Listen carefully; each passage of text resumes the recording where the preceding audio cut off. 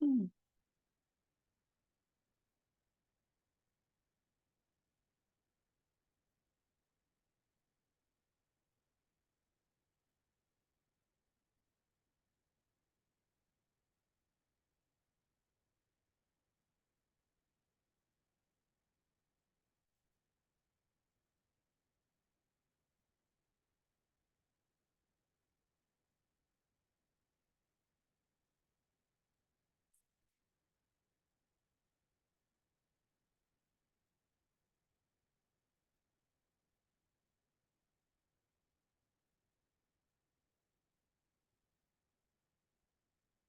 Hey, Mark.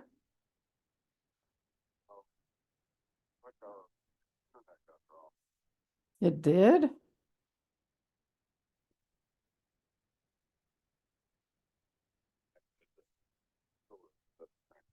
Mine's connected up here.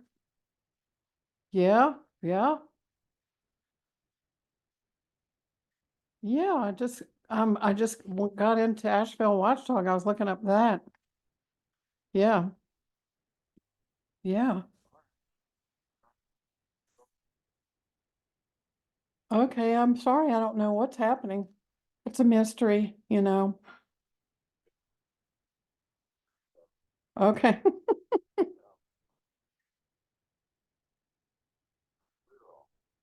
What do you mean they're closing it?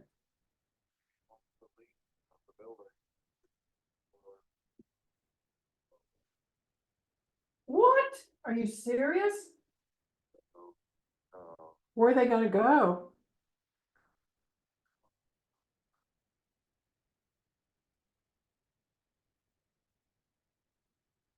Mm-hmm. Mm-hmm.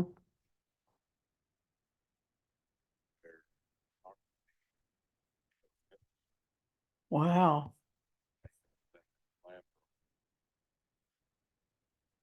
Conundrum. Yeah. Yeah.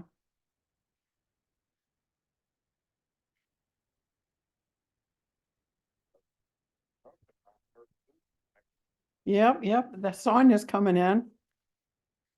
All right. See you in a minute. Okay. Bye. Bye.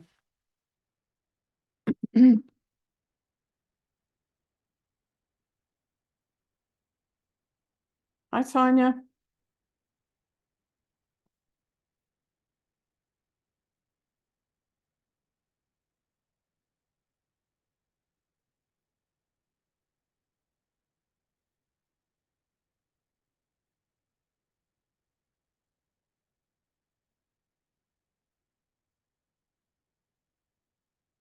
Hello. Hello. Hi, Sonia. How are you doing? All right, how are you doing? Good. Are you in your house or your office? I'm in my little she shed. Oh, are you in a she shed? It's a cute little thing. Oh, well, thank you. Is it in your backyard or somewhere? Well, it's just kind of right across from it's on the side of my house. Oh, it's adorable. Oh, well, thank you.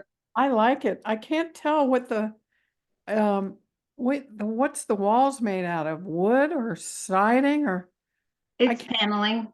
Oh, it's paneling. Okay. It looks grand. It's very cute. I Oh, love well, thank you. bookshelves. I love them all. And Looks that, let's see if I can point to it. This right here, that it's a gourd. And wow.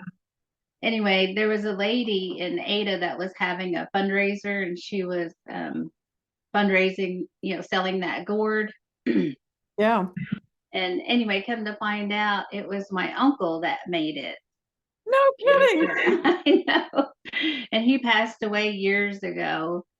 And so whenever I found out he made it, I made a bid on it and I told her, I said, "Hey, this was made by my uncle." So she just put the auction right there. And so my husband put it in a shadow box for me to keep. Oh, that's so sweet. It's sweet. Are you a seamstress?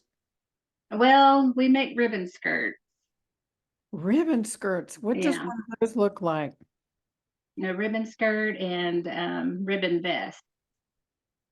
I think I know what a ribbon vest, but what does a ribbon skirt look like? A ribbon skirt, it's just almost like a skirt that has different colors of ribbons on it that can represent different things. Depending on what you're making it for or who you're making it for, it just varies. But there's a story behind it all because the skirt, because we used to have fringes on our skirts or our Uh-huh. attire, and that represents the connection to Mother Earth. When you're walking across Mother Earth, that's how you make that connection, is through your skirt or your fringes. Oh, that's so pretty. Oh, it's beautiful. Oh, thank you. You have a ribbon skirt? Yes, I have several of them. They're hanging up in my closet. And then, we made some for the foster care kids for the tribe as well for Christmas this Oh, past that's so year. sweet. So So how ribbon skirt beautiful. making is one of our popular not craft, but event that we do.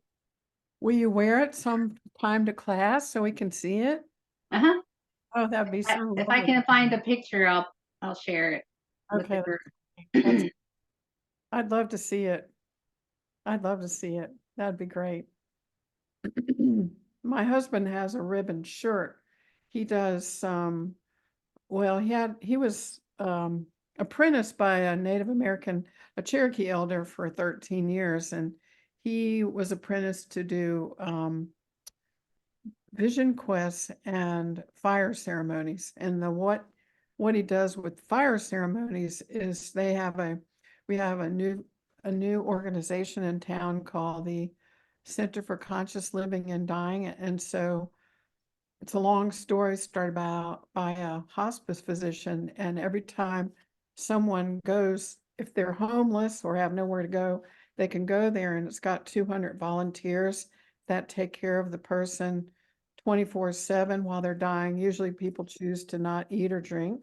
And Greg always goes out and has a fire for them 24/7 during their dying period. Hmm. And they he staffs the fire.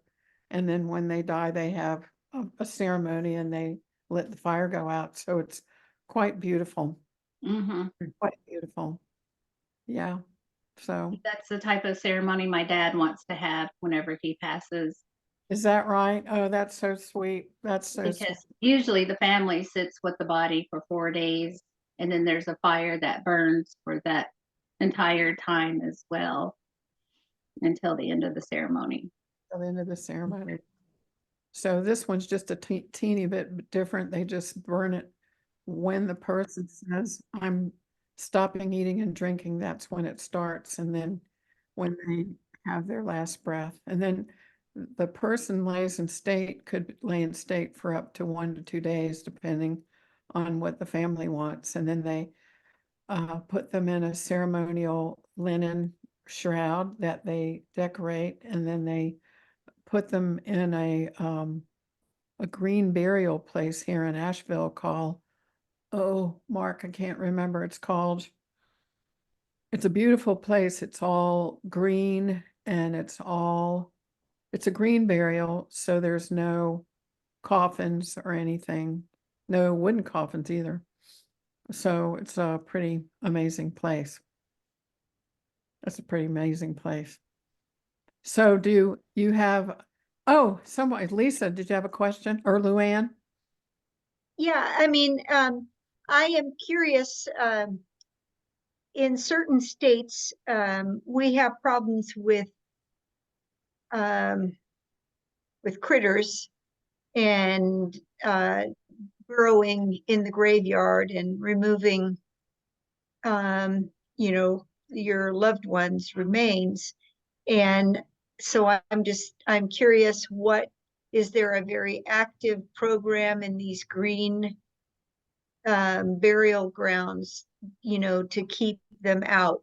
I mean, uh, literally I have friends who actually manage cemeteries, and they talk about the challenge of this. Certainly if you're not in a encased in a coffin, then that it becomes a real challenge if you're not taking care of those critters. It's just a question that families ask. It's something new that I've learned about. How do you all bury your loved ones, Sonia? And then I can tell you what goes on here. Well, most of the time it's more like the regular burial site at a burial ground. But a lot of them are cremated as well. I know for a lot of our Seminole, Muskogee Creek tribes, they do what they call houses. It's like a little house that goes over the gravesite.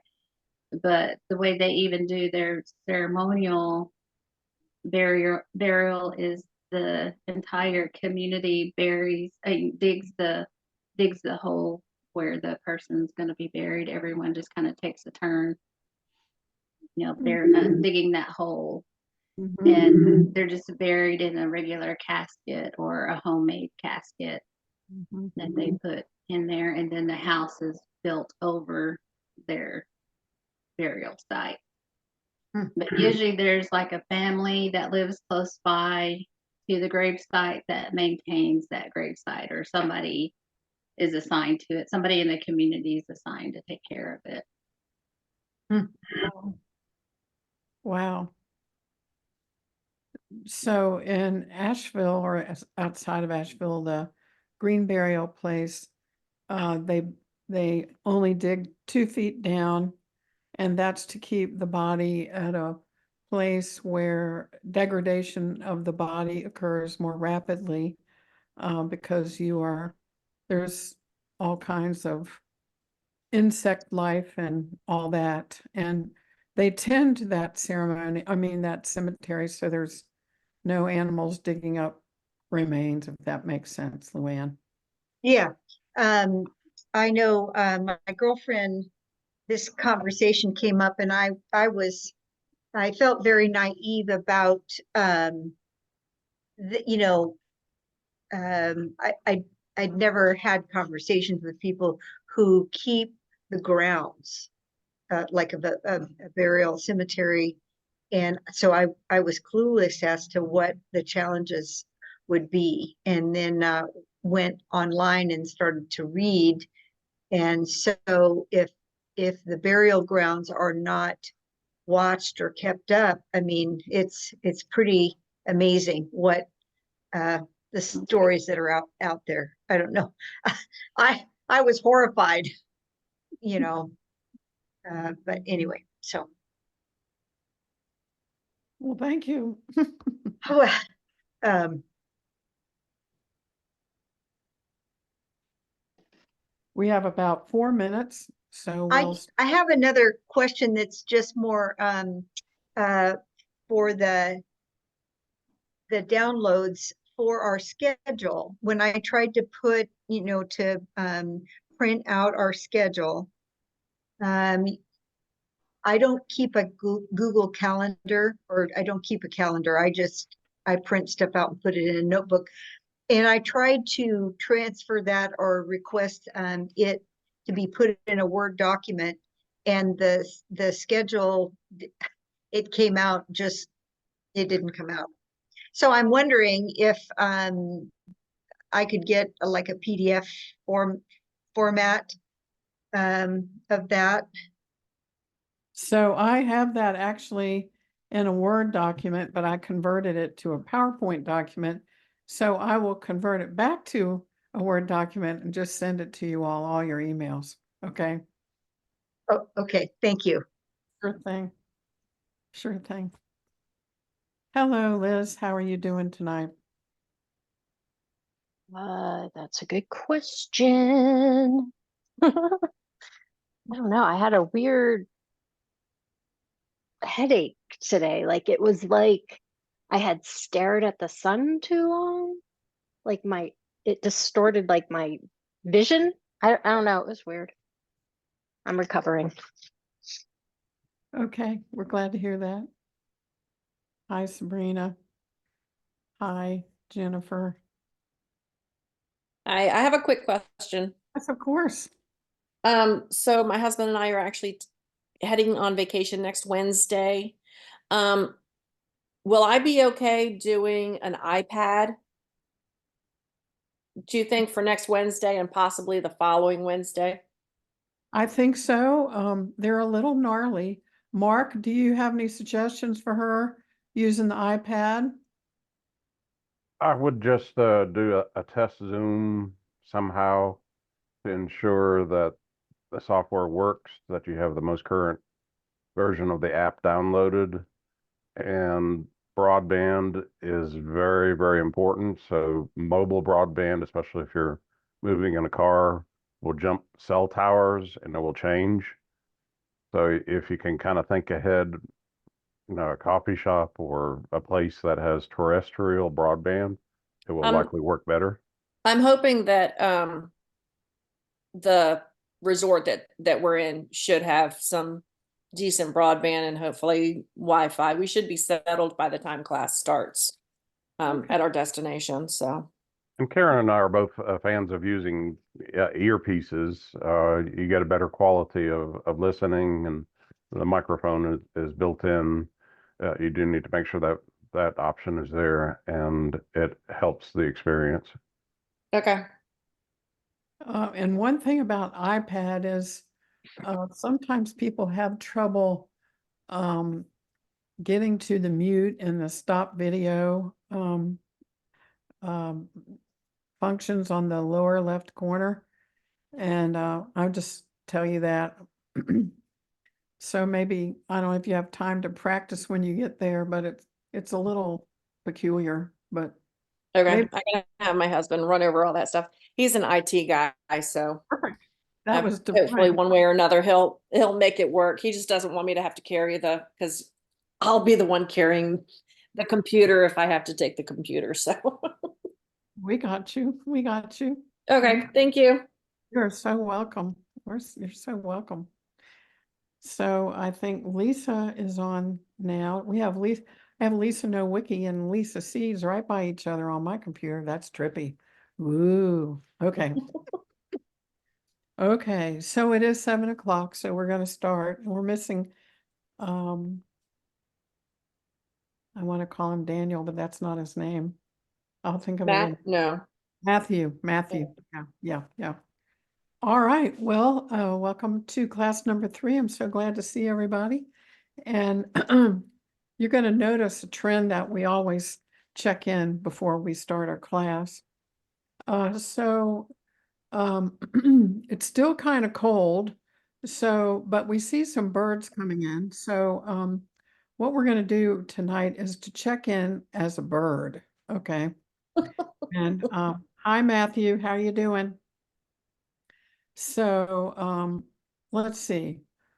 The birds that I have around, we take our Christmas tree outside and put bird seed in it out on the back porch. So we have all kinds of hilarity going on back there. But I'm going to check in as a titmouse, and they are very territorial and they make a lot of racket. And my life is right now full of a lot of territorialness and racket because we have a terrible situation going on in our community with the HCA hospital, which is a for-profit hospital, and the whole community is turned upside down, and there's lots of hostility and racket and everything. So I am a titmouse, okay? Okay, Sonia, what are you?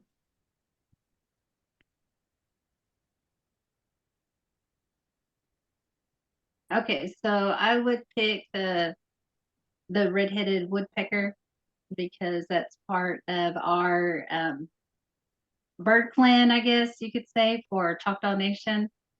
That's part of our history, that what the woodpecker would do is they would communicate between other tribes or other clans with each other. And that's how they did it, was through the woodpecker.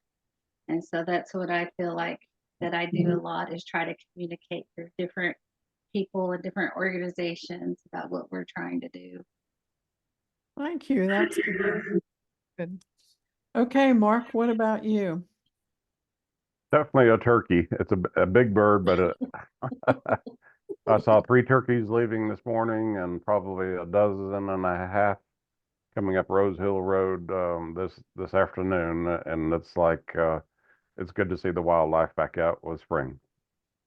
Okay, thanks, Mark. And Leanne, what about you? Well, it's between a red-tailed hawk or an owl.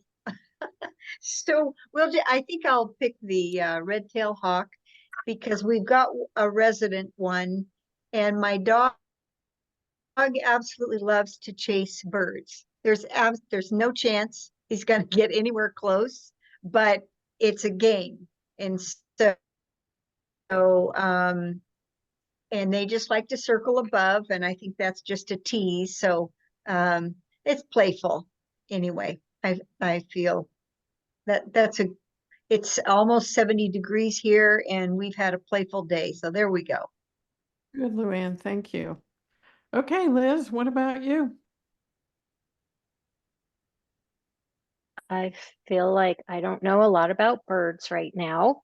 Okay, but the Roadrunner, I just confirmed, is a bird. And I think that's how I've just been Right. feeling. Kind of like running around and just kind of tired out and stressed. Thank you. Thank you, Liz. Okay, Jennifer, what about you? I think I'm going to go with the male cardinal because they are so beautiful. And in the greenery here in Virginia, they are quite noticeable when they're in the trees. The unfortunate thing is I have a cat who likes to bring them into the house. Oh, So, but they are also, obviously when you see a cardinal, it's supposed to symbolize a loved one visiting you. Oh, thank you. That's lovely. Thank you, Jennifer. Mhm. Okay, and Sabrina, what about you? I would say a crow. I like crows because a lot of people think they're dark and ominous and creepy, but they are literally the only bird that I know out of any bird that gives you gifts when you befriend them. And I don't know of any other bird that has that capability or does that in nature and gives gifts to people. So I think that's interesting. So I'll say that. That's totally awesome. Thanks, Sabrina. And hi, Matthew. What about you? We're checking in as a bird tonight. I would say this week I'm a hummingbird. And I kind of feel free as a bird. I finished up that prison contract on Thursday and just drove in 10 minutes ago from an impromptu trip to Sedona. I just went for 2 or 3 days. So hummingbirds have always represented joy to me.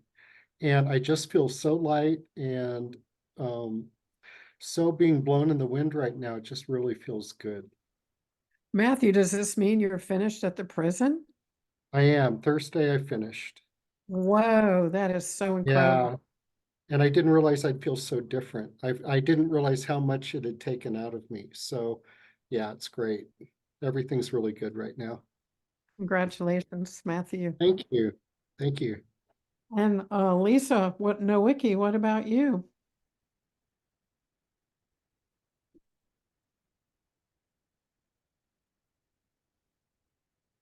Lisa, are you there? There she is. Hi. Okay. um, I'll be a sandhill crane. We have those in our neighborhood, and I love this. I don't know if you want to call it a song or call that they give, but I always get kind of scared for them they want to stand very close to the road, or they like to hang out in parking lots. And I'm always worried they're going to get hit by a car. I don't know how that applies to me specifically, but it's the bird I could think of. I did think of cardinal. I do like crows too, but I'll be a sandhill crane tonight. Thank you. Yeah. And Lisa Seeds, can you hear us? Yeah, just fine. Which kind of bird are you tonight? I think I'm a red-winged blackbird.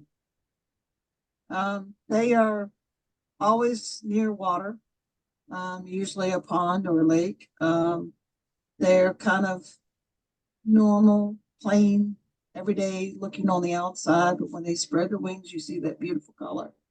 And, you know, sometimes people have to spread their wings in order for you to see who they are. That's lovely. That's a good metaphor. Thank you. Thank you, Lisa. All right. So before we start, I wanted everybody to put the city and state in the chat box. So put like Sonia, Oklahoma, and the city you're from. So it occurred to me from the last 2 weeks, we haven't really talked a lot about where we're from. So if you can put that in the chat box. And does everybody know about how using the chat box? Do I need to explain that? You're going to look at the little, looks like a little bubble, and you're just going to click on there, and we're all going to add our place where we are.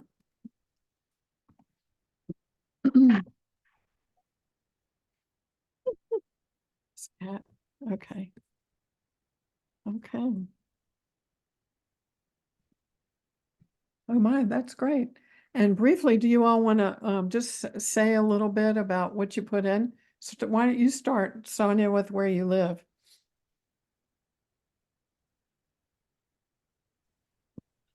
All right, I live in Ada, Oklahoma, which I was born in Oklahoma, but I grew up on the Yankton Sioux Reservation, like I had said in the introductions. Ada is the location for my tribe, Chickasaw Nation. We cover 13 counties in the state, and it's the home base for our tribe. But we also have 39 tribes in Oklahoma too. Thank you. And Mark, what about you? I am in the Asheville, North Carolina, south of Asheville area. Have lived here off and on since high school, so. Okay. All right. Thanks, Mark. And Luann, what about you?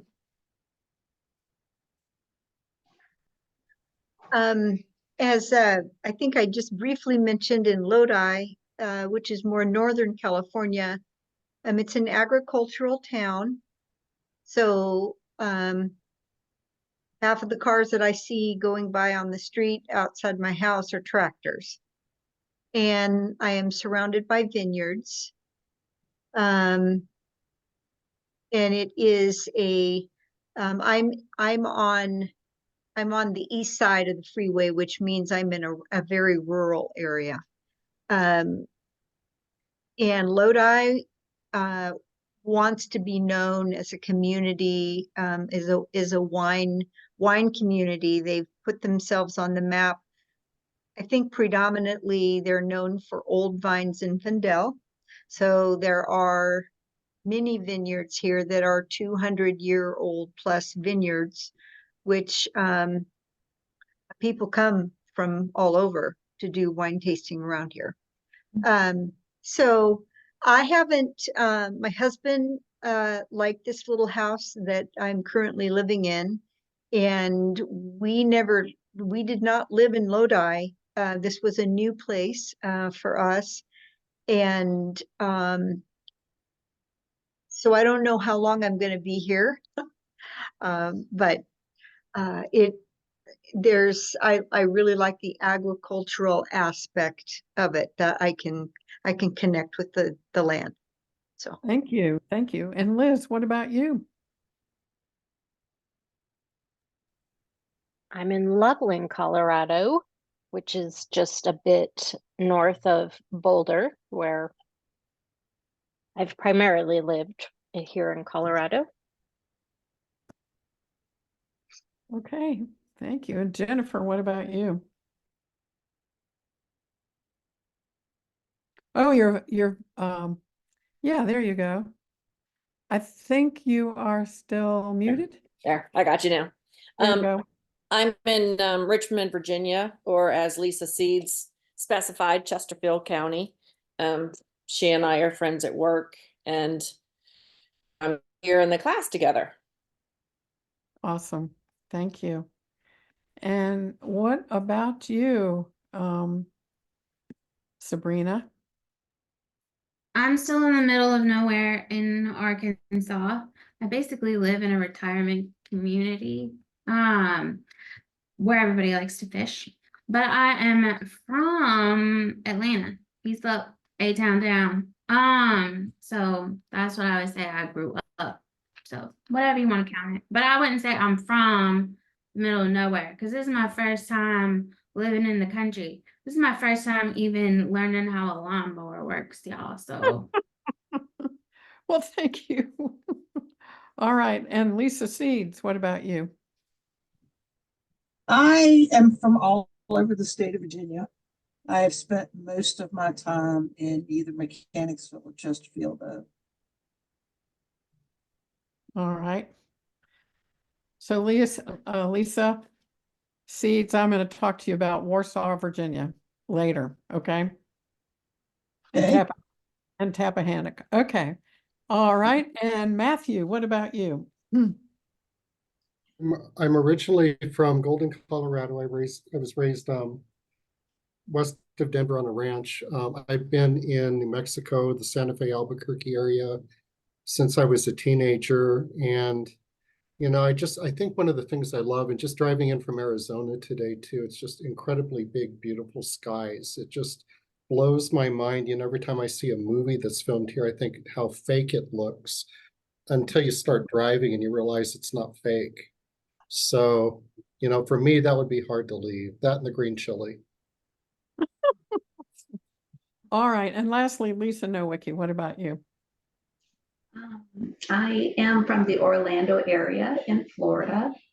My address is actually Longwood, so it's a suburb north of Orlando. And I was born and raised in Minnesota. And I moved here when I was 18. And my uncle lived down here. So I lived with him and his wife for a few years, and I haven't left. It's too, the weather's too awesome. It's hard to move back up north. So, yeah. Thank you. And I live in Asheville, North Carolina, also in the western part of the state in the mountains. So it's beautiful, gorgeous, wonderful where we are. Thank you. I just thought it'd be great for us to know where we're all from. So I'm going to share my screen with you, and we're going to start with the first presentation today. And that will be, let's see, we're going to talk about the landscape of the U.S. healthcare system. It's kind of important for us all to know about that, because it's kind of, well, it's just a big fat mess. So we're going to talk about that for the next maybe 50 minutes. So this is the thistle from Chincoteague, Virginia. So the Virginian women probably know about this. And the thistles grow about as big as my hand is, and they are spiky, but this little bee just walks across like there's no biggie. But I would say that our US healthcare system is extremely prickly. And so one of the things we're going to talk about next week is we're having an incredible expert, Jan Nickerson, come in, talk to you about your bios and your resumes. And one of the things that's going to happen to you as you go into private practice, you're going to need to have a really good resume and a bio. A bio would be a few sentences that summarize key points of your resume and why that's important, especially if you do speaking engagements. People don't want your resume, they want a bio. So this is kind of a very a small amount of information about me, but I decided to just say that I'm the owner, founder of RN Patient Advocacy, NC PLLC. We'll talk about LLC versus PLLC in a few weeks. And I'm the owner and founder of the Holistic RN Patient Advocacy Training Institute. And you see that little R, that means it's been trademarked. We'll talk about that too. And this is just a little summary of the breadth of my nursing world in nursing education and nursing leadership. And then I've been in private practice for 8 years. I'm board certified in health and wellness nurse coaching and board certified in advanced holistic nursing. And just a few little sentences about me: that I grew up in a catastrophic family system with my mother and sister with paranoid schizophrenia. And I had very early experiences with a catastrophic healthcare system, but I've had many angels and guides help me through the darkness and stand on the shoulders of many wonderful people. And my passion is to give back to teaching families, patients, and nurses. I always love to hike and take photos. And I facilitate a monthly death cafe, so we'll get into that. So here's our little agenda for tonight. We're going to talk from 7:10 to 8:10ish, landscape of the U.S. healthcare system. We'll take a break about 8:10 to 8:15, and then I will spend the last 40 minutes talking about the top 15 top reasons why patients and families seek an RN patient advocate. If we have extra time, I'll go on about advocating for yourself or family in the hospital. Then we're going to do takeaways, and then we will adjourn. So just our brief objectives. We're going to talk about the key aspects, not of everything, of the healthcare system. We're going to talk about my favorite gold standard of the entire healthcare system, which is Mayo Clinic in Rochester, Minnesota. We're going to talk about what is the role of the patient advocate and RN patient advocate, and why you need to become an expert on yourself. And when I say why you need to become an expert on yourself, that's what we're going to tell our patients. We want you to become an expert on what your vital signs are, what's your normal blood pressure, what's your normal heart rate, what's your normal oxygen saturation, and what are key aspects of your lab, so that you can always know when something's out of kilter, and why you might not feel well. We're going to discuss why an advocate with you during a physician appointment, when being in the hospital, is important. And we're going to talk about why it's important never to give up on yourself. So I'm going to talk about the stormy topic of healthcare costs, among other things. And I want to show you this picture. My husband and I were in Scotland 3 years ago, and we're getting on the plane, and I'm blanking on the city where we're leaving from. I'll think of it in a minute.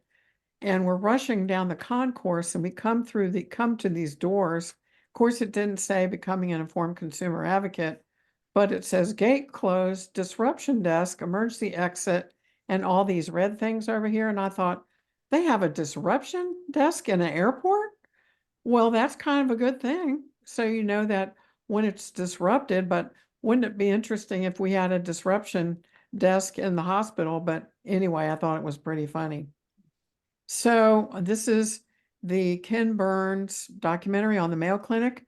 If you can tell me, any of you, if you've seen this video, this documentary, you can put that in the chat. And what I would say, this is a fabulous documentary, and it's worth buying it. So I did buy it. And every now and then I take it with me to show people about what a gold standard of hospital is.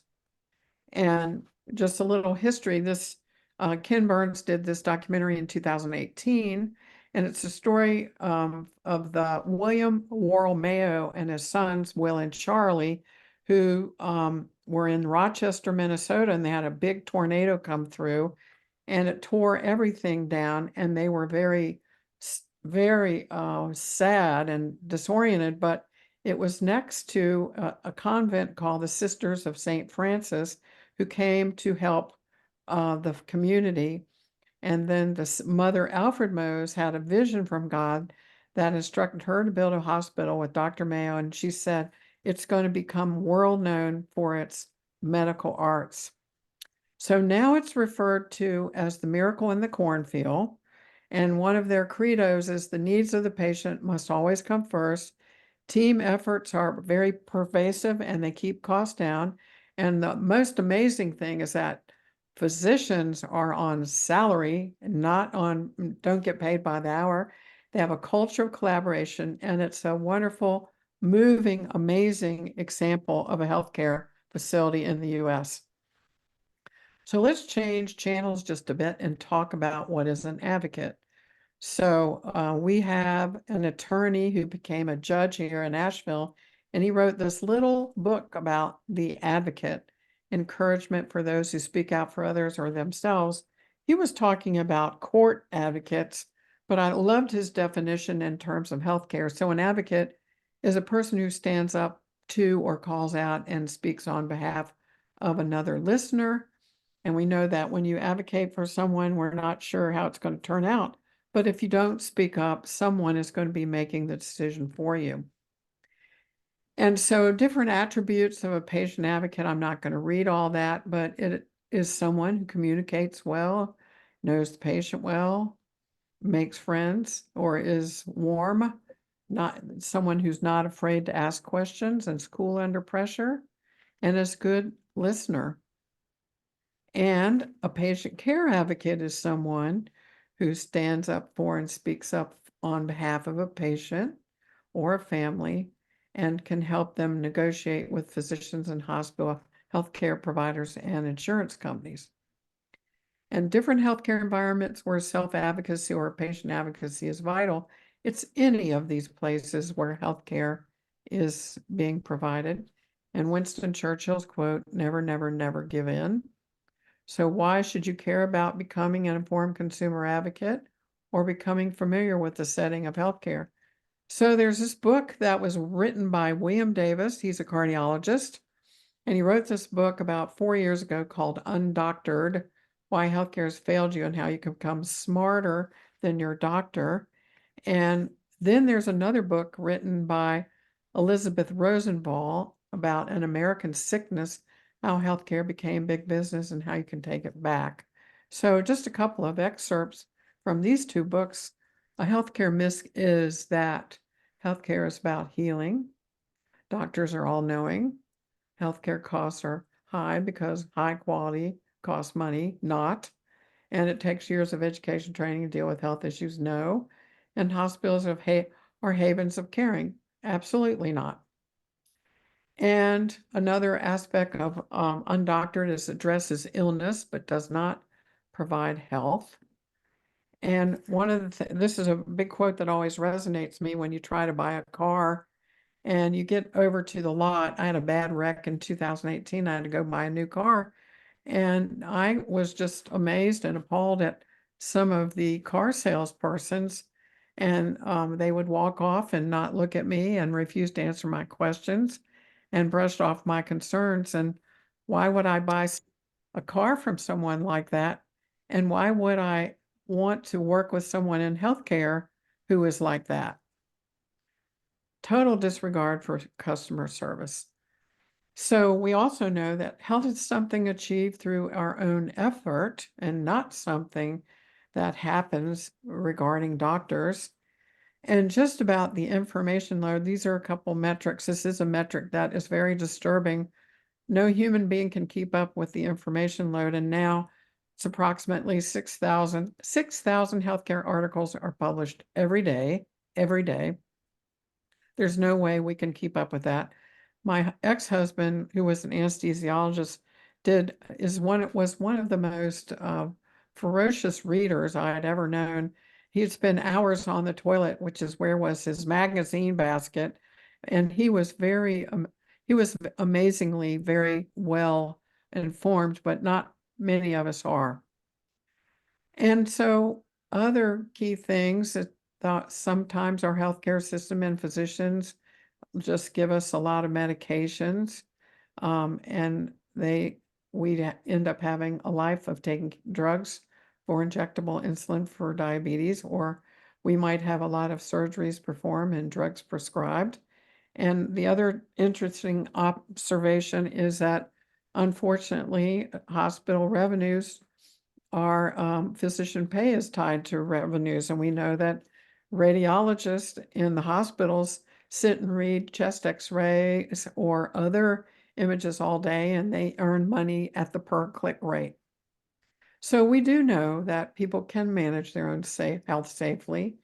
And we do know that our cholesterol, for example, can be reduced without medication, and our blood pressure can be reduced based on shedding weight and becoming active. This is a Sentinel book that some of you might know by Caldwell B. Esselstyn, and he is the one that wrote the book Prevent and Reverse Heart Disease. And he also quotes T. Colin Campbell, who wrote the China Study. Both of these books talk about the benefit of a plant-based diet, and that red meat is a huge pathogen when it comes to the accumulation of plaque and atherosclerosis in our coronary arteries.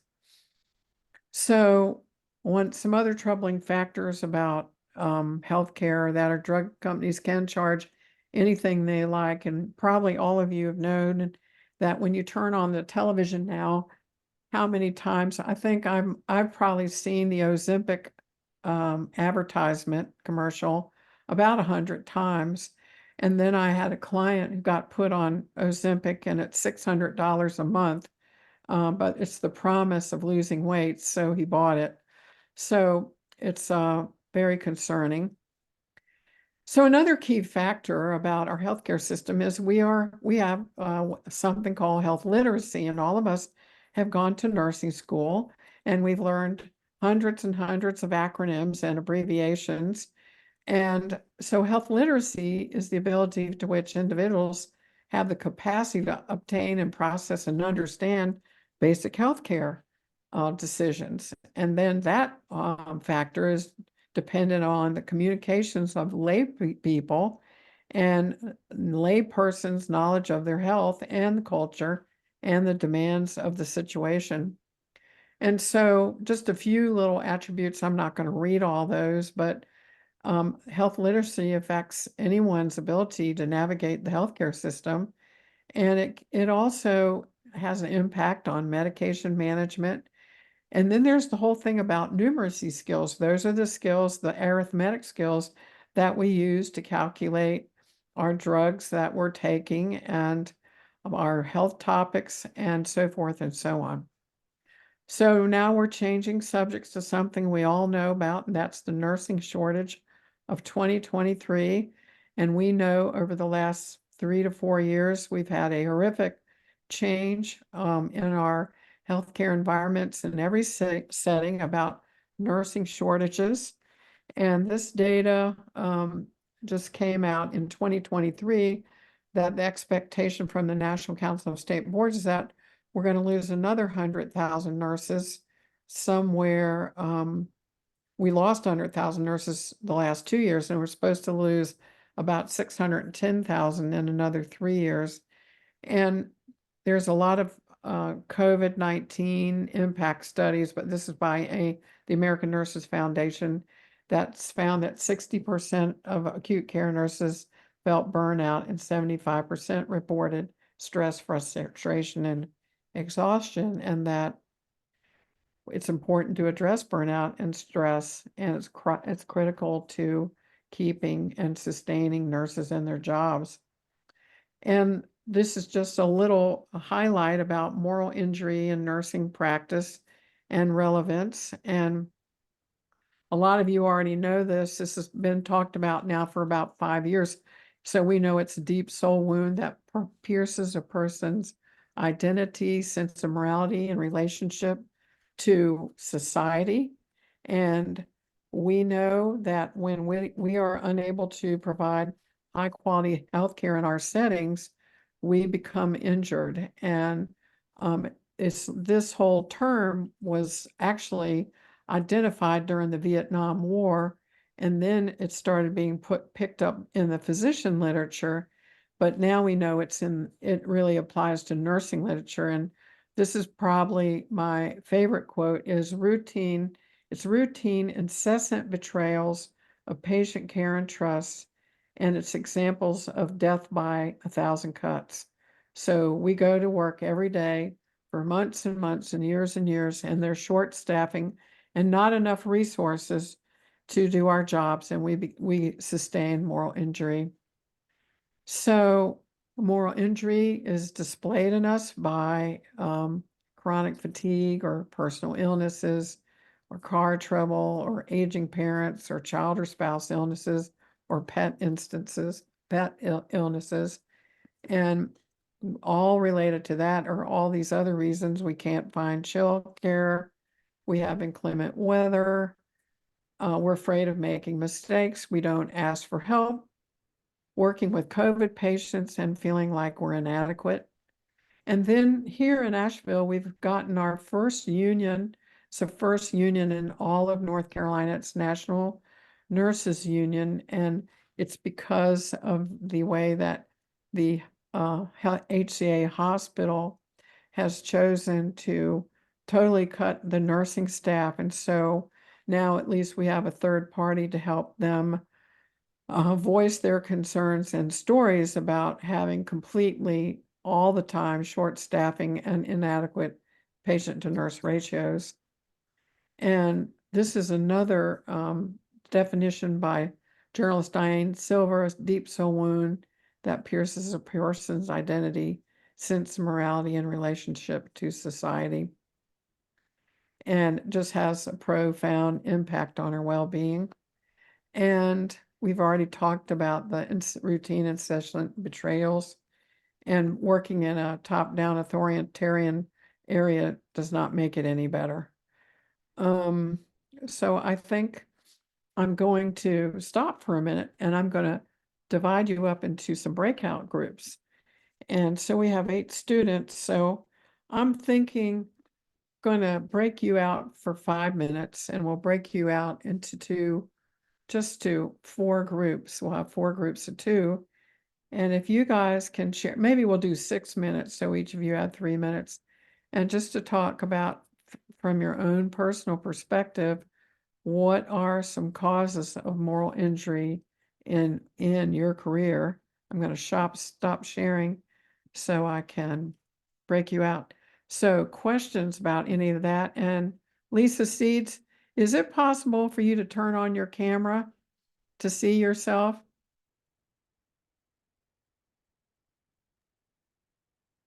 Are you I there? keep trying to, but I think this computer doesn't have a camera on it. Oh, But I will okay. fix that as of next week. Okay. Well, we're just gonna include you in the breakout room. So just tell your partner that you're there. Okay. Sounds So, good. all right. Thank you, Lisa. So I'm going to break you out, and the computer's going to do that automatically. And so it's about 7:36. So we will see you back at 7:42. Is that right? So maybe I'll say 7:44. How's that sound? I'll give you some time, a little bit more time. So you're going to talk about sources of moral injury for you. Does that make sense? Okay. So here we go. We're going to go into breakout groups. And let's see. Oh, Mark, I don't know if I can do breakout group because I made you the host.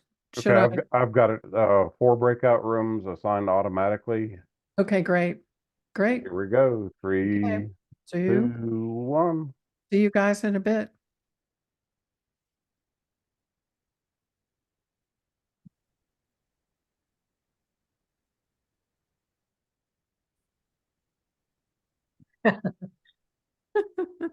We're still here.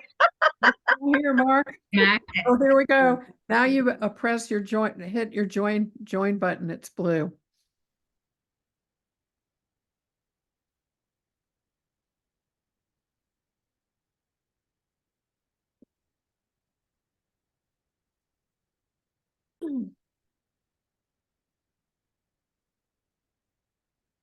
Welcome back. Welcome back. We're back. You're back. So you guys were a pair. We were. Oh, awesome. Okay, that's good to know. We're going to ask you to report. One or both of you can report on what you learned about each other. So that was Jennifer and Liz. yeah, Liz. Moral injury is real. Very real. Very, Very very real. frustrating. Very frustrating. I think and like a lot of flavors to it. Just yeah. Yeah. Yeah. So here comes everybody else. All right, so welcome back. So we're gonna take a few minutes and let each of you 4 pairs, talk about what you learned together about moral injury. So I'm gonna let Jennifer and Liz go first. Jennifer and Liz, what did you learn? I can share about Jen or Jennifer and not Jenny. And she works nights in the operating room. Mm-hmm. And there are times where there's been a provider, in her experience, it's somebody that she wouldn't want to ever operate on somebody she loves. And just that's its own thing. We didn't dive too far into that one, but that is real. I had a cardiologist like that that I worked with. But the other issue is how providers, are ever searching for, it seems, for cases and the money that comes with cases. And so sometimes maybe doing a hip replacement on somebody that was having cardiac events all night, and then the anesthesiologist calls it off, cancels the surgery, but then the surgeon's like really frustrated and wanting to do it and not taking into account this person's health and the fact that they maybe are 90 years old and require some level of clearance, and just prioritizing the surgery in their mind versus taking care of the patient. Yeah, taking care of the patient as a whole. And Liz kind of mentioned that how some doctors within the profession can be pushy to have surgery done through their expertise as opposed to what might be best for the patient, offering other avenues of surgery. It's just, it really does come down to moral injury, where you want to be able to take that patient aside and say, you need to look at what other options are out there. Yeah, thank you. Thank you both. So my next pair, who is my next pair? I'll just let the two of you all, I don't know how how the computer separated you. So who's our next pair? Okay, Luann. I really enjoyed this. So I was with Sonia, and I'm going to try the impossible, which is to summarize what Sonia shared with me. But it captured to me, the essence of nursing, which we're there to understand the whole person. And Sonia was explaining in a very many layers, many dimensions of like this cacophony of all of these different world views coming together, and to actually find collaboration with, either administration, fellow nurses, and patients, to care for the patient, which is the patient's right to bring their worldview into their healing. their culture, the way they have been raised, what they believe in. And if you have two cultures like an American culture that can't integrate and doesn't understand, say like the Chickasaw Nation or any other nation, and you're trying to care for people and you're not listening, this would be a terrible, it's just a real grinding of your spirit. To me, that's a spiritual wound.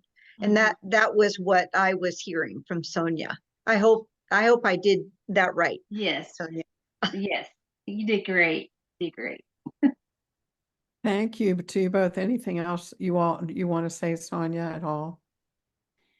No, I mean, I was just sharing my experience that I have working with my tribe, because that's who I've worked with for about 17 years. And, I advocated a lot for our community members, our tribal members. And when we have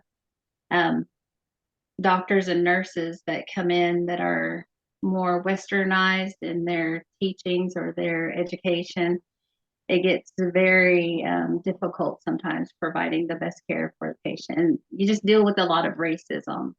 Yeah. In my nursing career, that's what I have experienced a lot with, not only with my coworkers, but also with the providers as well. And so, but yeah, Luann did a great job explaining kind of my experience, because I had to sum it up real short. Thank you. Thank you both. Okay, our next pair. Who is our next pair?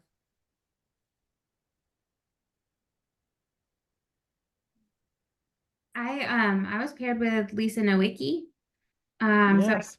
you can go next. Lisa was great. She offered a lot of insight, which was good.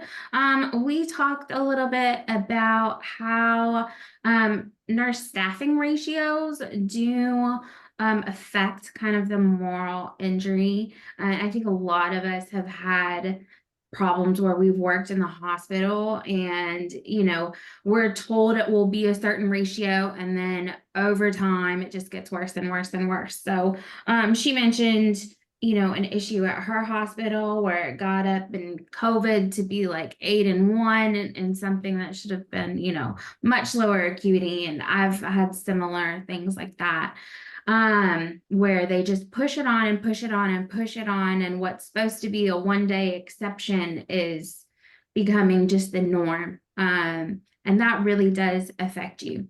And then, of course, I have a relatively easy job right now, so I'm not going to complain too much. But I was saying that on my end, as far as like prior auths and utilization management and working on the insurance side, like a different perspective is I hate having to deny patients for medications or procedures that I know that they need, just because of like either bureaucracy or documentation, or the doctor is like being vague as anything about why they want a procedure or whatever it is. Like that wears on me over time too, because I feel sometimes like, okay, I'm a bad nurse morally if I know this patient needs like a heart procedure and I'm the one saying no, they can't have it, so that's a different type of moral injury that I would say. But yeah, so she can add whatever she wants, because like I said, she had some great insight. But that was kind of our talk, and how unionizing or different states might deal with staffing ratios in order to kind of address it from that aspect. Thank you. Thank you, Sabrina. Anything else you want to add, Lisa? No, I think Sabrina encapsulated it perfectly. Okay, thank you. Thanks, Sabrina. So Lisa, Seeds, and Matthew, what do you all want to share? Well, I kind of launched it. We really stopped and looked at the definition again. And while Lisa was reading it to me, I realized, I just had this like epiphany that every time I've left a nursing position, and then in other parts of life, sometimes other positions, it's because I'm up against this. I didn't have a definition for it or word for it, but all of a sudden this place I've come to put on a pedestal when I walk in, giving them, a full A+ until they prove me otherwise. I come up against the disappointments of scary things I've seen and experienced, and I go away.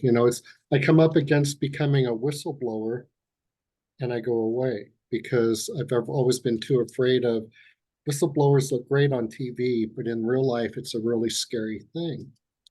And so it's moved me up and through my careers. Funnily enough, too, for me, now that I'm talking to a lot of recruiters for travel jobs, which I may not do, I may just stay and start working with a friend of mine in Santa Fe who's a holistic healer. We're meeting on Friday about it. But I'm realizing that is the push. When when they were talking earlier about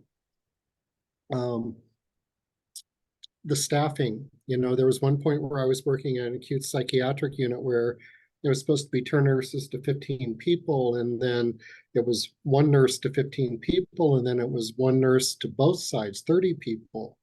And it was horrible. And that was also the same time I was hearing that our CEO just got a raise to 1.7 million a year, and they wouldn't hire nurses.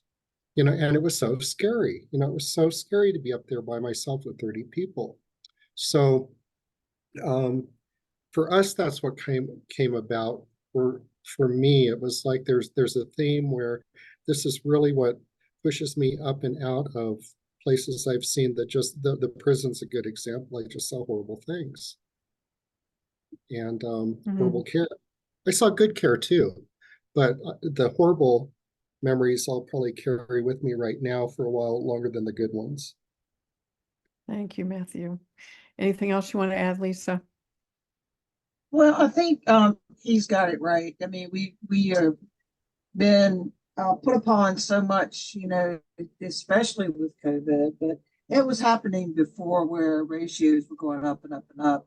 And we didn't take into perspective that, when our ratios go up, our patient safety goes significantly down. Sorry, I got to move the cat. In any case, and with that, you don't know how far you can push an envelope before you're fired, or before you become a scapegoat for some other issue. But you don't want to keep watching these the bad things happen, the injustices happen. So yeah, I mean, I would love for him to write a book, by the way. Well, thank you all for sharing. Those are very powerful stories. Thank you.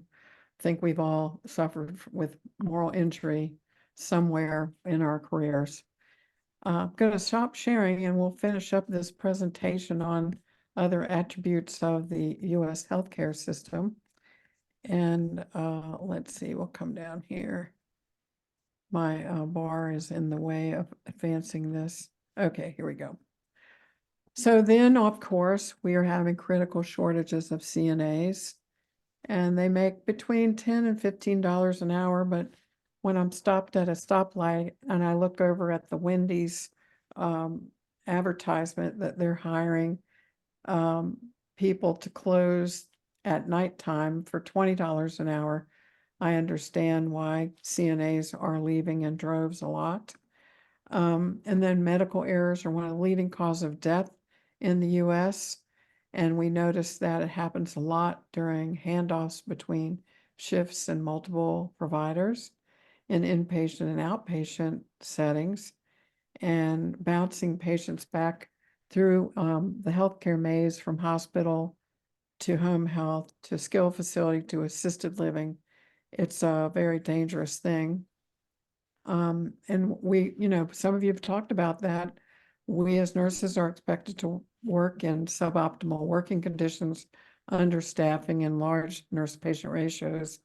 And we know that there can be harmful outcomes that might not be realized for a long time. And a lot of us know about the medical errors that happened to Dennis Quaid and his wife, where they were both given overdoses of heparin and they both survived. And we know that there are about 5 types of errors in hospitals. And the error of commission is when we mistakenly harm a patient based on a wrong procedure or a right action, but it was performed improperly. And errors of omission are the hardest to detect. So I had a patient who had a deep vein thrombosis in her leg, and she was placed on an anticoagulant. And then something happened in her discharge where her anticoagulant was not ordered, and she came back in the hospital with PEs. So that's an example of a error of omission. And then an error of commission might be between 2 or more providers where key information is lost. And then one of my most irritating errors of context is when a physician is trying to discharge someone from home or from a hospital to home, or trying to look at all their meds and gives them a list of meds, but doesn't bother to ask them, can you afford it? So that would be an error of context, then diagnostic errors. And so a lot of the literature says if more patients are involved in their care, the less likely it would be that there are harmful events that occur. And then, you all know that we have other medical errors like falls and obstetrical adverse events and pressure ulcers and central line associated bloodstream and catheter associated urinary tract infections and adverse drug events and venous thromboembolism and surgical site infections and ventilator associated pneumonias. And one of the metrics that I repeat a lot is that 80% of all errors occur at handoff. And when you think about our shift to shift change reports that we give, and we get interrupted on the way to giving somebody a report or transferring from a facility to a home, those are the most dangerous times. This is a portrait of nurses I've been working with for 15 years, and they're nurses who make serious mistakes and they lose everything and come back from these mistakes, and they're called Phoenix nurses. This was a picture that was painted for me by an artist in Brevard, and you can see all this fire really is coming back from making a serious mistake. And here is their heart, and here's the Florence Nightingale, and they have broken hearts, but they're all mended. And I call them Phoenix nurses. And nurses make serious mistakes because first and all, they don't ask for help.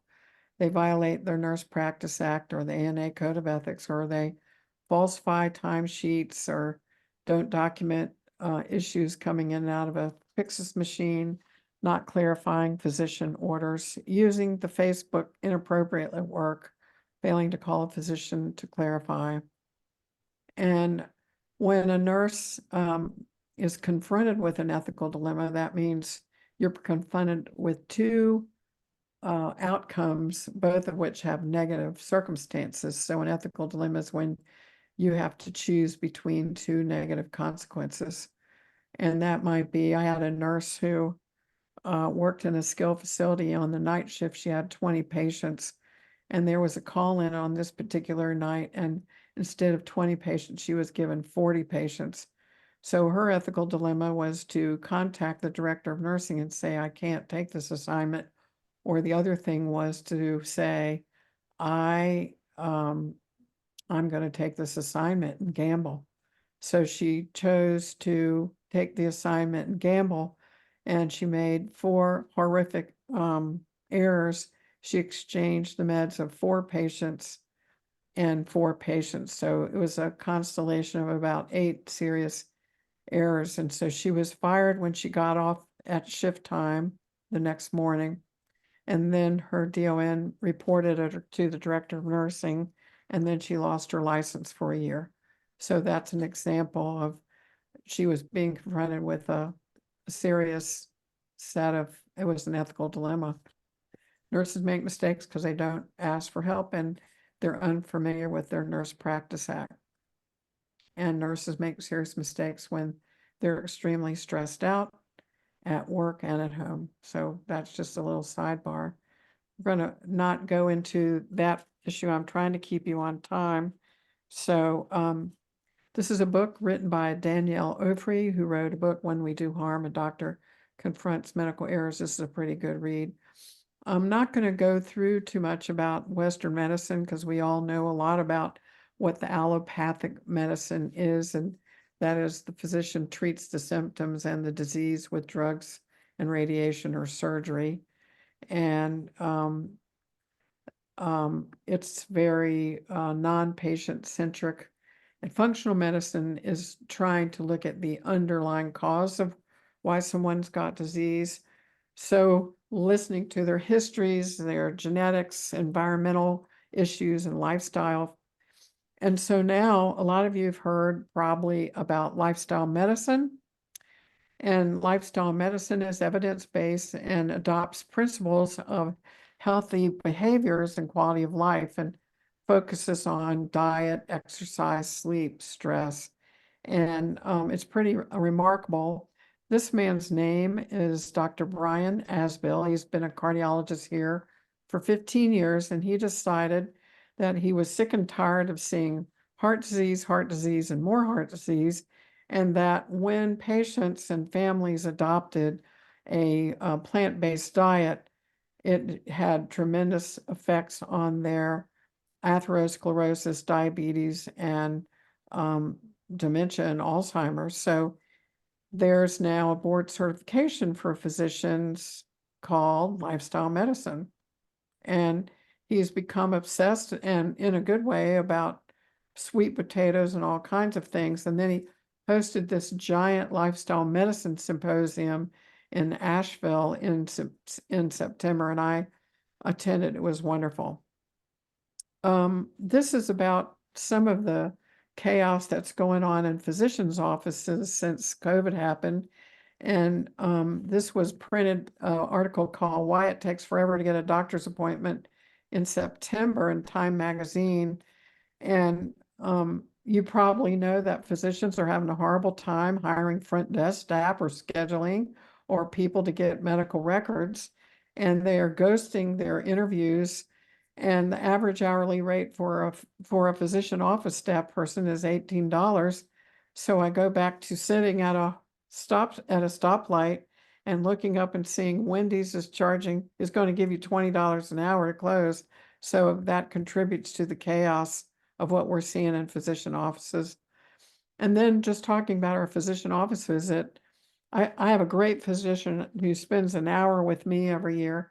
But if you think about the typical physician office visits, 30 minutes to talk about bone health, nutrition, blood sugar, cholesterol, blood pressure, female issues, genetics, sleep, joint questions, skin questions, emotion, and mood struggles. It doesn't work too well.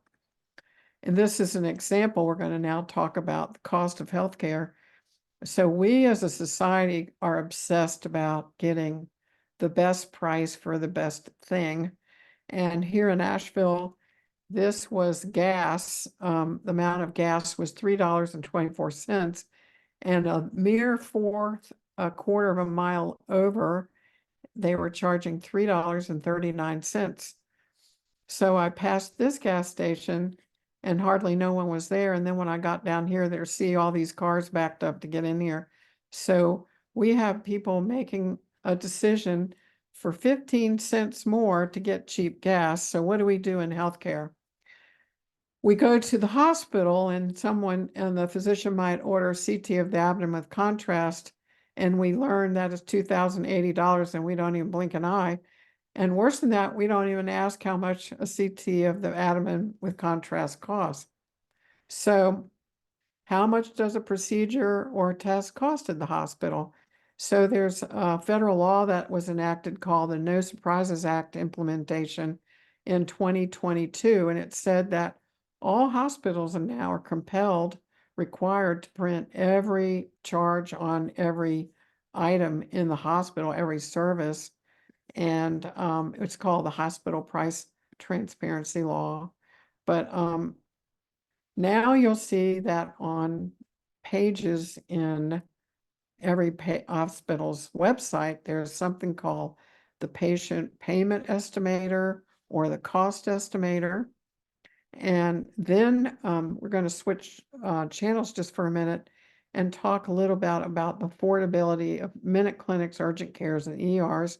So I don't know how it works with you, but CVS, we have a lot of CVS pharmacies here, and they're used for non-emergent issues. They're staffed by a nurse practitioner. They're in the back of the pharmacy, and they're right next to where the pharmacies are completing prescriptions. And so you can go in here and look at their pricing. It's tiered based on the severity, but you can see here for treatment of a headache and a migraine, it might be $99 to $139. Or you can also go in and have your A1C drawn, and that's $32. Or you can look at this graph and see that the red bar is ER room costs. The blue bars are urgent care. So you can see the differential on this graph that for allergies and acute bronchitis and earaches, that having an earache treated in the ER is $400 compared to $110 at an urgent care, for example. So these are just things to be aware of. Urgent cares tend to be a little bit more expensive. Their range is first, the cheapest is CVS, the next is urgent care, and then the worst is ERs. But here you can go, an average payment you would have for urgent care would be $185, not counting a copay perhaps. And then for primary care visit, going to your doctor, the average cost of that would be $150. And then to do a telemedicine visit was $99. During COVID, I had a telemedicine visit twice with my primary care doctor. And the average cost for an ER visit is $2,453. So I'm not going to go through this, but one of your homework we are going to give you a homework assignment, and that is to go to your favorite hospital and look up the cost estimator for a CT scan of the abdomen with contrast. So we'll talk about that in a minute. If you have problems with your bill, you need to get an itemized bill and see what in the world they have charged you. And have any of you used GoodRx coupons that you have gotten off their website? So I had RSV 2 summers ago. It was a really horrific thing, and I was put on an inhaler, and had to go to the ER because my pulse ox dropped below 90. And so they put me on a inhaler with steroids, and it was like $380, and my insurance wouldn't cover it. But then I got a coupon off of GoodRx, so it was half that. So that's an interesting thing. So this talks about the cost estimators. I'm now switching gears just to go to obtaining copies of your medical records.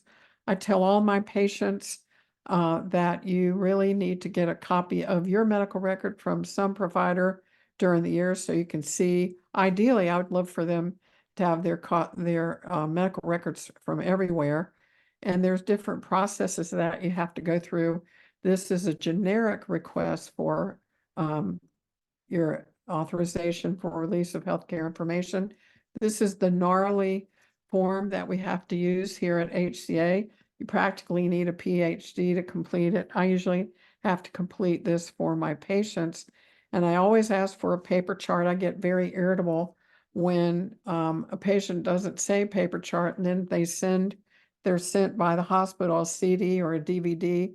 And of course, do they have a program connected to their laptop or computer to see it? And the answer is no. So always get a paper copy. So this is just a government website saying we're all entitled to our medical records, and that there's some metrics on here that are very disturbing, like 8 to 10 individuals who viewed their medical record online considered it useful. However, 27% of individuals were unaware or didn't believe they had a right to an electronic copy of their medical record, and 41% of Americans have never even seen their healthcare information. And it's kind of it's a troubling thing. So let's see. One thing, I'm gonna end up with this, that to advocate for yourself. Can you wait 5 minutes? Yeah, and that is always have someone with you when you're hospitalized, because if you feel crappy, you're not gonna be able to ask questions. And to have them kind of keep a journal on you when you're in the hospital. These are the 6 most important questions to ask your doctor. We can come back and visit this, and we're gonna review that later. And so to become an expert on your health, so you can advocate for yourself, and this is what I talk to my patients about. Know your diabetes, know what that is, know what your key A1C is about, and understand, keep a list of your medications, never give in. I'm not going to review that. We'll get into some of my favorite websites for health that I would love to share with you. And this is about choosing an advocate. So I think what I'm going to do is stop here, and I am going to let you guys go on break. And woo, that's a very interesting screen here. Mark, that's very cool. I don't know what that is. So I don't really know what that is. That's kind of strange. But anyway, let's see. So questions before we go on break. It's 8:15. That was a lot. Yes, Luann. I was not aware, and I don't know how you would fight this, but if you have a loved one who is deceased, I've had the hospital where my husband died.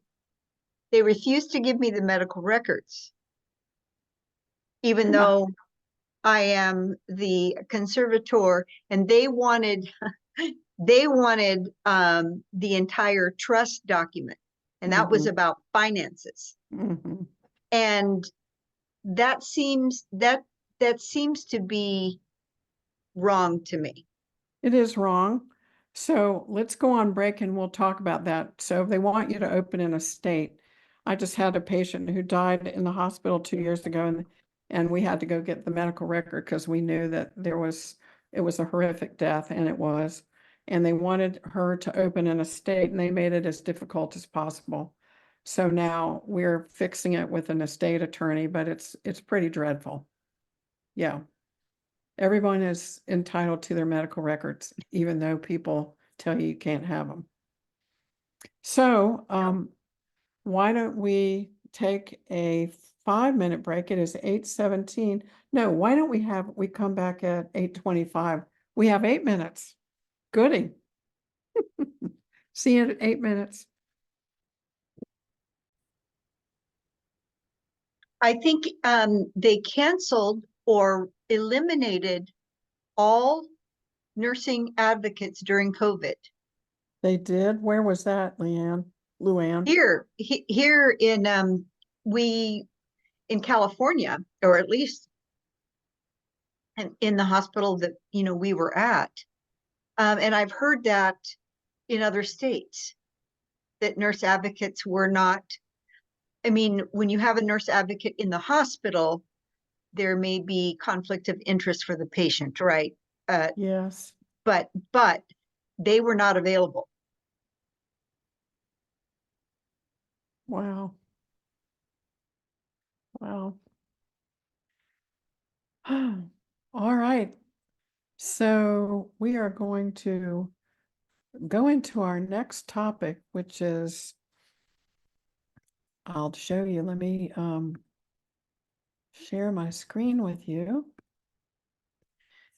And let's see here. And here we go.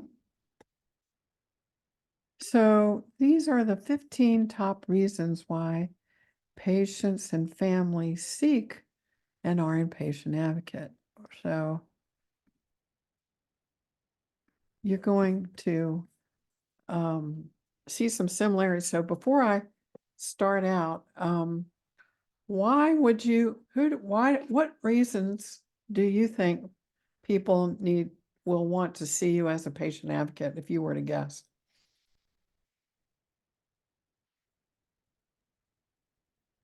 I'll stop sharing for just a minute. Um, Uh, understanding claims and bills. Okay. What else? They're concerned about loved ones and the care that they're getting. Okay, good. What Especially else? like if they live out of state. Yep, yep. Okay, what else? Explaining procedures or making decisions when people Okay. have multiple pathways they're being advised to do. Mm-hmm. That's true. Anything, any other guesses? Talking to somebody maybe who's unbiased. Okay, okay. Any other thoughts? Go ahead, I'm sorry. I think to also speaking with a nurse so that they can understand what's happening, and you as the nurse, they want to have you speak to their providers on their behalf to understand things, maybe help with Mm-hmm. medications Mm-hmm. and management of those. Mm-hmm. Okay. Any other thoughts before I show Being you? completely overwhelmed. Being completely overwhelmed. That's true. Okay, so I'm going to share with you why people, what are my top 15, okay? So interestingly, one day I was really stressed out. And this church not far from where I just had a acupuncture treatment had a gigantic, beautiful labyrinth put in. So I don't know if you could see this, but I walked the labyrinth. So you go down through here and you have to go through here, but it was a very meditative thing. So we have to take those stress management therapies where we can get them. Okay. So the number one place I get asked to go to, the highest volume of requests are patients are in the hospital. It's too short staffed. Nurses aren't answering call lights. No one's responding to my calls. So a story I have is a patient who was 82 years old, had her toe amputated. And she had been MPO all day long since 8 o'clock because she was, she was going to the OR, but they didn't get her case done till like 6 p.m. And she didn't come out back up to the unit till 8 o'clock. So she had 2 toes amputated. She was starving and nobody would come and answer a call. So she called me at 10:10 p.m. at nighttime. She arrived at 8 o'clock in the evening. So she called me and she was in tears and she said, nobody will answer my call like Karen, I'm in pain. Nobody's been here to check my vital signs. Nobody's done my pain score. Nobody's given me any pain meds. So I said, okay, I'm going to hang up. So I called the hospital operator and I asked to be connected to the floor's nursing station. And a lot of you know if you use a call light, those call lights are also on a console. So you can maybe see who's calling or they're on a switchboard. But when you go through the hospital operator, it goes straight to the nurse staffing phone. So I called and a nurse answered and I said, well, Mrs. So-and-so and Miss in this room has been calling you for 2 hours and she's back from surgery at 8. She had a toe amputated. She's in extreme pain. She's had no pain medication and there's been no assessment done. Well, I've been sitting here, she said, for 20 minutes. And I said, but she's been calling you since 8 o'clock. So I said, I'm going to hang up now. Will you go see the patient? Yes. And I'll call the patient back in 30 minutes. So I did. In 30 minutes, they had given her they did an assessment. They did her vital signs. They did her pain scale. It was 8. And they gave her some Dilaudid. And then the patient said, well, I'm hungry. I'm starving. And the nurse said, well, you're diabetic. You don't get any snacks because that's bad for you. I'm telling you the truth. So she said, well, would you please just go to the refrigerator at the nursing station and see if you can get some crackers? And the nurse said, I'm sorry, you're diabetic. You can't have any snacks. So she was hungry all night long. So then the next morning, she didn't get a tray till 9:30 in the morning. And when the tray came, they had no utensils. So she said, I don't have any utensils. And the nurse went to the nursing station and she said, we don't have any utensils. I'm sorry. So then this patient had to eat her breakfast with her hands. I'm just saying. So, hospitalized patients are my number one thing. So, and usually, as you all know, if you're going to escalate an issue at the hospital, you would speak to the primary nurse. Well, all of our nurses here in Asheville, almost 90% are travelers. And I was with another patient one day in the hospital, and the patient was very hysterical because she couldn't find out from any of the nurses what happened in her surgical course. She had an anterior hip replacement. And so I just went in the next morning and I said, I'd like you to pull in the computer on wheels in the room, and I'd like you to read the operative note so we can find out what kind of appliance she got. And then I'm going to look it up on mayoclinic.org. And the traveler said, well, I'm sorry, this is my first day and I don't know how to use Cerner. So I said, well, you're going to have to go find somebody that comes in the room to read her op note. So that took about an hour. And finally, the charge nurse came in. But I'm just saying, as you all know, there's like a decision tree about who you should contact. So I went to the charge nurse, and then I would have called the hospital administrator. And then eventually I would probably do a patient care conference. I do a lot of patient care conferences with the patient in the room and a family member in the room and a physician, for example, on my iPhone. So one of the things I strongly recommend you all do is to get a phone that you can do conference calls on, because it makes it easy to meet your patient needs. The second one is, what's the difference between home health and home care? So a lot of you know that with home care, you've got to have a physician's order. And based on the debility of the patient, they might not be ordering anyone in, but maybe an RN once a week or a CNA 2 or 3 times a week.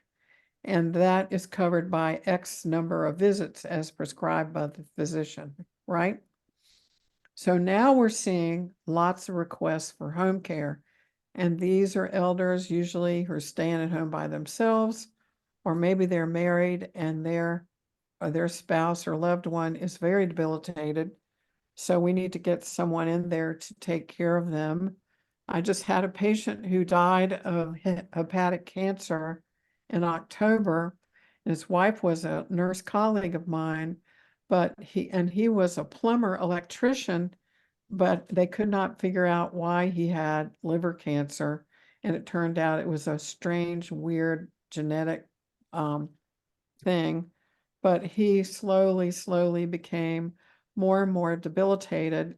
Her son came and stayed with her from Australia. So the question was, which shift did they need the most help with for this man's care? And the answer was they felt like they really wanted to have 8 to 10 hours of sleep a night because they were emotionally exhausted watching him die. So then we found a registry here in Asheville called Choice Care Your Way. And we just wanted a CNA because he had a drain to drain his hepatic fluid, and he had a Foley catheter in, and he was very debilitated, couldn't get up without assistance. So one CNA, we had to interview the people in this registry. We found 3 that were going to work 7 nights a week at 10 hours a night. So that was $250 a shift. And if you do that multiplication, it comes out to several $1,000s a month, but that's what they chose to do. He only lived for 2 months total. But it's just an example that when you do go through an agency and you do find somebody to work $25 an hour, there will be a surcharge of that of $5.42. So in this case, this CNA was charging by the company $32 and I think it was 52 cents. Does that make sense? So it's a pretty interesting and difficult journey to go through. I'm in the hospital. They want to send me to a rehab facility at discharge. How do I choose one? They have already chosen one. Is it good or is it bad? This is a true story. I had a patient that had broken her hip and she needed to go to a rehab facility. So we, of course, were short of case managers and discharge planners in the hospital. So the way the discharge planners and case managers find a skill facility or a rehab facility to go to is they send out an email to all 32 facilities. We have 32 skill facilities in our county. And who do you think responded to the request to send this patient to a facility? Would it have been the highest rated facilities who are all full and everybody knows they're the greatest? No, it was the dregs of the worst facilities who wanted this patient. So they had a Medicare.gov nursing home compare score of 1 to 2 stars overall and 1 star for staffing.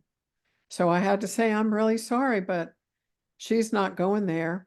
And they said, well, you can't deny that. And I said, oh, yes, we can. She's not going there. Well, we don't have time to call. She's going to have to go there. And I said, well, then I will call. So this is an example of a place where I use my conference call.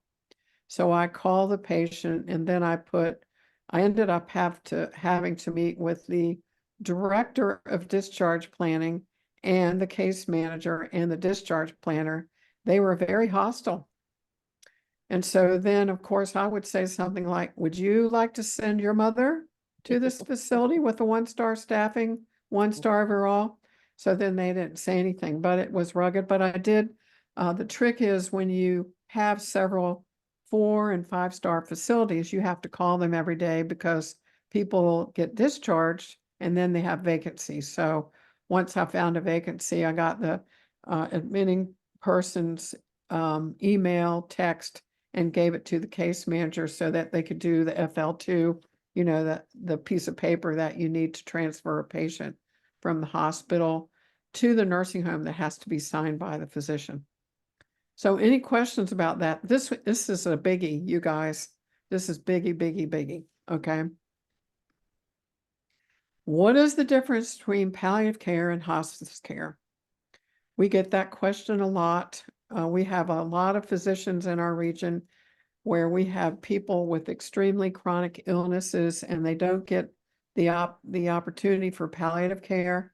So as you can see on this graph, palliative care, the primary goal is relief of suffering, and you want to bring in the patient and the family, and the symptoms have to be paid attention to, and there are therapies to control or relieve suffering and enable the patient to live fully and comfortably until death. And that is especially true with patients who are dying of heart failure. And then curative means the goal is to cure them. And the object of this curative process is the disease, and the symptoms are clues of diagnosis, and therapies aimed at eradicating or slowing the disease, and death is ultimate failure. So with people with chronic disease and they're slowly going downhill, palliative care is very important service. And then there's the hospice versus non-hospice palliative care. Hospice palliative care supports patients who forego curative or life-prolonging medical treatment, and the prognosis to be admitted into hospice is 6 months or less. And non-hospice palliative care focuses on the quality of life for patients with serious illness, and prognosis is uncertain and may be measured in years. And so with hospice care, it really helps if it's timely and it's thoughtful and there's emotional preparation and you can make arrangements and it's trusted and it provides a good death. And delayed referral tends to be characterized by crisis-driven and unresolved personal issues, not only with the patient, but their families, can cause agitation and confusion and fear. So question number 5, when I'm in hospice, will hospice provide for all my care 24/7? The answer is no. And a lot of you know, been maybe in hospice, know that your Medicare Part A will pay for all of that. However, it depends on the admitting nurse and the admitting hospice physician. So if you are in your dying phase, but you're not actively dying, RNs might come in once a week initially and do an assessment and evaluation. And then a CNA might be there 1 to 2 hours per week doing light housework. And so no, hospice does not pay for 24/7 care for hospice patients. So my client was in hospice, but all they paid for was that 1 hour of hospice nurse a week and 1 CNA 2 hours a week. Hospice is covered 100% by Medicare Part A. And I've already told you the rest of that. Okay. I am in a skilled or assisted living facility. The nursing staff is ignoring me. Who do I call? I want to get out of here.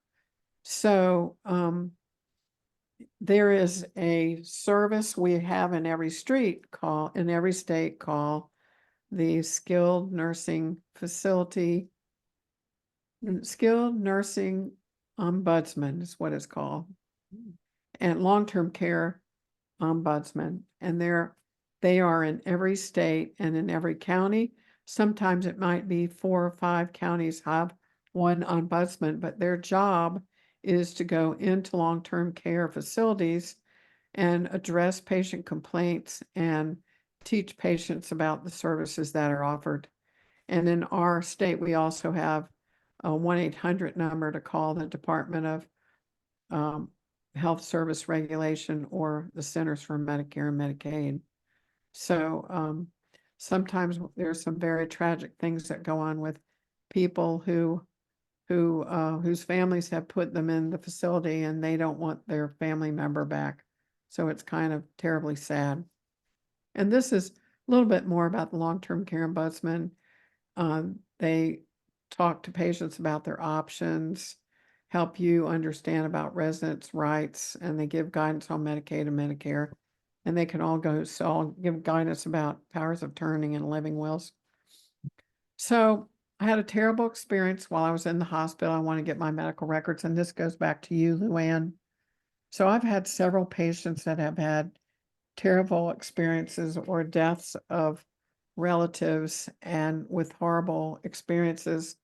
And hospitals don't want to give you medical records, especially if it is a death or an injury. So you have to just keep plugging along. So I've been working with one client who tried to get her son's medical records. I went with her 3 times to the courthouse, and she was very emotionally upset and would cry and cry and cry in the clerk of court's office. And the clerk of court was not a very nice person and just made it very difficult. So this patient's sister died also. So the son died in July and the sister died in December. So she said, I can't deal with it. So now it's 2 years later and she's ready to start again. So now we're back in the clerk of court's office, and we found out Monday that she's going to have to get an attorney to do an estate opening. So once that gets done, then we'll get the records from the hospital. But it's very, very complicated. A question. Yeah. It seems that doing a trust, then they want your financial profile, it seems, because that's what's going into a trust, which doesn't have anything to do with getting medical records. And that is the conflict of interest that I see. So I would say, Luann, it might be in your best interest to get an estate attorney and help you. And everybody's, how should we put it? Clerk of estates in your state is different. Ours is very obstructionistic. And usually I've been able to get all of my patients' records, even going through clerks of court, but this one's ridiculous. So we went through a nonprofit called Pisgah Legal, but they were not able to help us. So we're going to have to shop around and find a reasonably priced estate attorney. Sorry to say. Okay. This is an example of the wonderful, sweet little form that Mission Hospital uses for people to get their medical records. And, you know, you would think there would just be one block that says entire medical record, but it asks you all these crazy questions. But anyway, it says do not write in this margin. So that's where I write paper medical record, please. Paper medical record, please. Okay. And so I did get a paper medical record, and I'll tell you about that. So I had a patient who died, and it was murder trying to get the patient's medical records. This patient died. This patient's death is going to go to court with malpractice, but they finally sent it. It was 8,747 pages. And the interesting thing about this patient's record is, and they use the Cerner application. Some of you all might know that. But do you know there's one section of the chart they left out? Guess what it was? The progress notes. All the physician progress notes were missing. So now we have to go back and get them again. Just saying. Okay. Number 8, I cut my finger. I went to the emergency room. They charged me $4,000. What do I do now? Do I appeal this bill? I've been paid in collections, been placed in collection. I've been designated 100% charity care. So there's all kinds of laws in every state about charity care. And some of you have wonderful charity care laws that say you don't have to pay anything, or you can be put on a payment plan for as little as $25, you know, a month. But anyway, in our city, we have a hospital that's been bought by HCA, and we always had for several years a very fair charity care policy, but now they've enacted a $1,500 copay. So if you are a very impoverished Hispanic woman and you've got a mass in your breast, they are going to charge you $1,500 to have a mammogram. So we're trying to fight that issue. So in the meantime, you can ask to speak to your billing supervisor. The problem here is billing has been subcontracted out. We live in North Carolina to a billing company in Richmond, Virginia called Parallon. I wonder if my Richmond girls know about Parallon, but that's where we are, so we have to deal with them. So the thing is to always get an itemized bill, and then we also have a fabulous strategy that's been implemented here called Mountain Maladies, that was started by this brilliant young man who's lost his father in the hospital to malpractice about 3 years ago. And he started it, and it's sort of like a giant container to put down all their complaints about everything, but also to find physicians like, I need a urologist. Does anybody have a good idea? So it's been a great thing. And then I mentioned Pisgah Legal Services. Mountain Maladies is the name of the Facebook page that we use here. This is actually a picture of Mountain Maladies. Last year it had 12,800 members. Now it's up to over 15,000 people. So you can go in there and look around, and it's pretty impressive, the kinds of questions people are asking. This is what's called number 9. I had a terrible experience in my skilled nursing facility or hospital. I want to complain to a federal agency. Can you help me? Every state has a different triage of how you complain. In the state of North Carolina, it's called the NC Division of Health Service Regulation. So DHSR, Division of Health Service Regulation. And this is the complaint intake and healthcare personnel investigation section. This is their 1-800 number. So I tell my patients, we have got to make that complaint. So they say, I'm too tired, I can't do it, I'm too stressed out.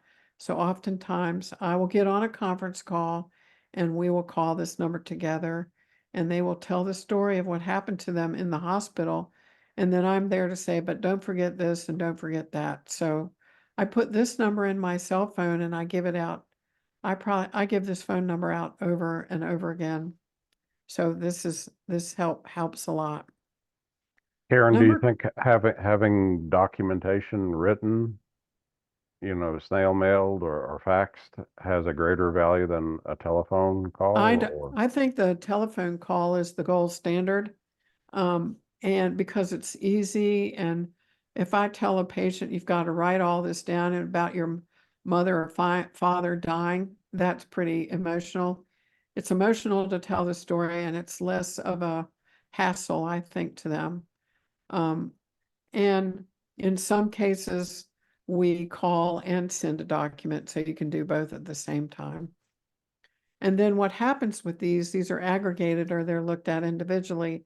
And then the Department of Health Service Regulation decides if it's serious enough, and then they will send a team to do a spontaneous survey without, unscheduled. And they'll show up with a team of people to look and see what's happening. I'll tell you the story about something in a few more slides. So is staying at home while I die or in the life cheaper than living in a facility? Can you tell me about home managers, since I'm living alone, who can stay with me 24/7 when I'm at the end of my life with no family, no friends? And how much does it cost out of pocket to stay in an assisted living facility per month if I only make $943 from Social Security month? And other assisted living facilities will charge $8,000, $12,000 a month. And how much does it cost out of pocket to staff a dependent, debilitated patients per month? So down there you can see we've got 7 days per week, 365 days. So if you multiply $32 an hour times 365 days times 24 hours a day, that's $768 a day times 365 days. It's $140,000, which is a lot more expensive than if you have somebody go into a facility for $5,000 to $8,000, for example. So now we have people called home managers, and they will go into the home. And I've had a home manager work for me twice. She's excellent. That would be Cheryl Mark. And she will go into the home and she will call, several facilities to find out, to get a stable group of people to take care of people. And her job is to staff the home, which you could say it's not the hospital in a home, but it's caregivers in a home and it's full time. So it's quite a job. There is a company in Chicago, and I'm trying to remember how he named it, but it's like Rosie, my grandmother, or something like that. And that's all they do is they hire out home managers all over the country, and they have an upfront cost of $140,000 for 6 months. So it's another way to have it be an advocate. I am running out of money and can no longer stay in the facility I am in. Can I apply for Medicaid while I'm in this facility and while I have to move to another facility? It takes Medicaid, it depends. Yes, you can stay in the facility if they take Medicaid. And sometimes these might be facilities who might have just a few Medicaid beds and the rest are private pay, but they sometimes will make arrangements based on the client. So always ask those questions. And some of them just have a very limited number, but you can ask, how can I apply for those limited number of Medicaid beds? And then number 12, advocating for patients in a physician office. So this was a patient, I'm on 3 blood pressure pills, my serum creatinine is rising to 1.46. My MD is not concerned, what do I do? So I went to visit this patient, this man and this woman, they were married elders. And the man wanted to go first, so I did a little micro physical assessment.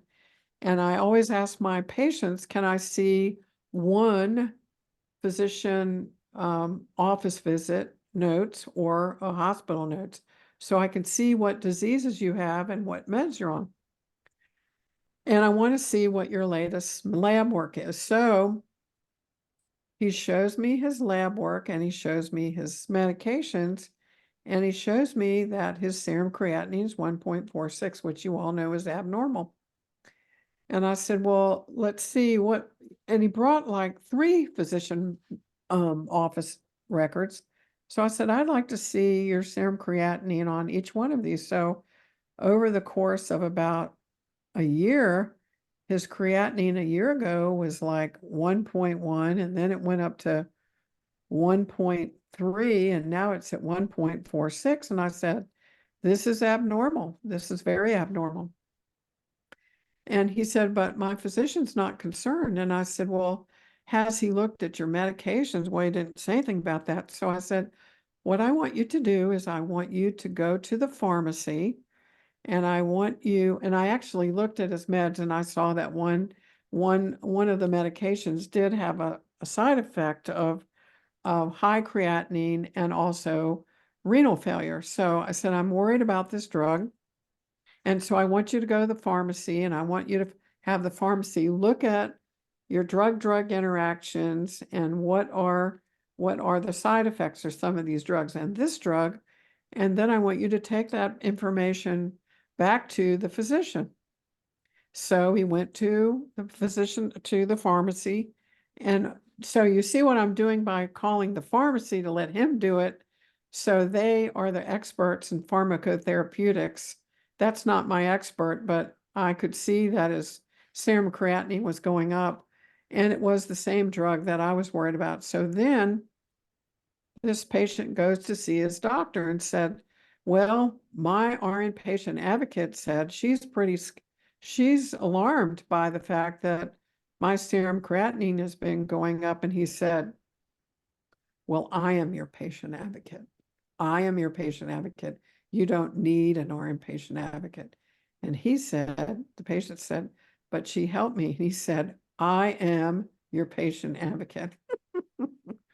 So then we had another meeting after that. And I said, you know what? It's all up to you, however you want to do this. We don't have to work together. But he said, Karen, he has a pride problem. And I said, well, whatever. So I'm just saying, you run across all kinds of very interesting things. Okay. Now we're on number 13. We only have maybe two more. Medicare Part A, B, C, and D. You're going to get 400 million trillion questions about this, usually around, enrollment time. Enrollments in the United States are from October 10 or so to the middle of December. And I will tell you that I'm a big fan of traditional Medicare. This is a big misspelled word up here. And I hate Medicare Advantage plans. I despise them. I hate them. And the reason I hate them is that they are, well, first of all, the good news is for patients, they're very cheap. Sometimes it's $0 monthly per month, and they get a free gym membership. But the problem you get into is hospitals are denying patients their Medicare Advantage plans, especially Humana plans that aren't paying for surgeries, or they only pay for half of the patient's hospital stay. And if you were on a traditional Medicare plan, it would pay for everything. And I actually was involved in a very heinous Medicare Advantage appeal. We appealed it twice while the patient was in the hospital, and then she was very sick and she went to a skilled facility, and they said, we're stopping paying on the 12th day, and all traditional Medicare plans pay for the first 20 days. So we ended up going to a Medicare Advantage law hearing with a Medicare law judge. And I could not find an attorney to represent this patient. And I wanted a Medicare law attorney who would take this case pro bono, which was impossible. I called 20 Medicare law attorneys across the country and nobody would take this case. So we ended up losing that case and they've found in favor of the insurance company. And they said this patient had so much pain because she had psychiatric issues, when really what she had was a horrific, it was sort of like a purulent infection of the spinal cord canal.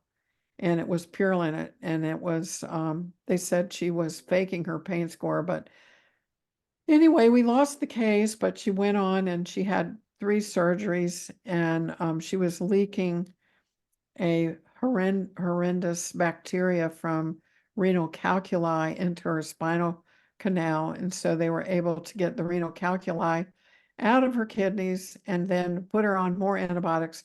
And now she's cured. But that insurance company was a debacle.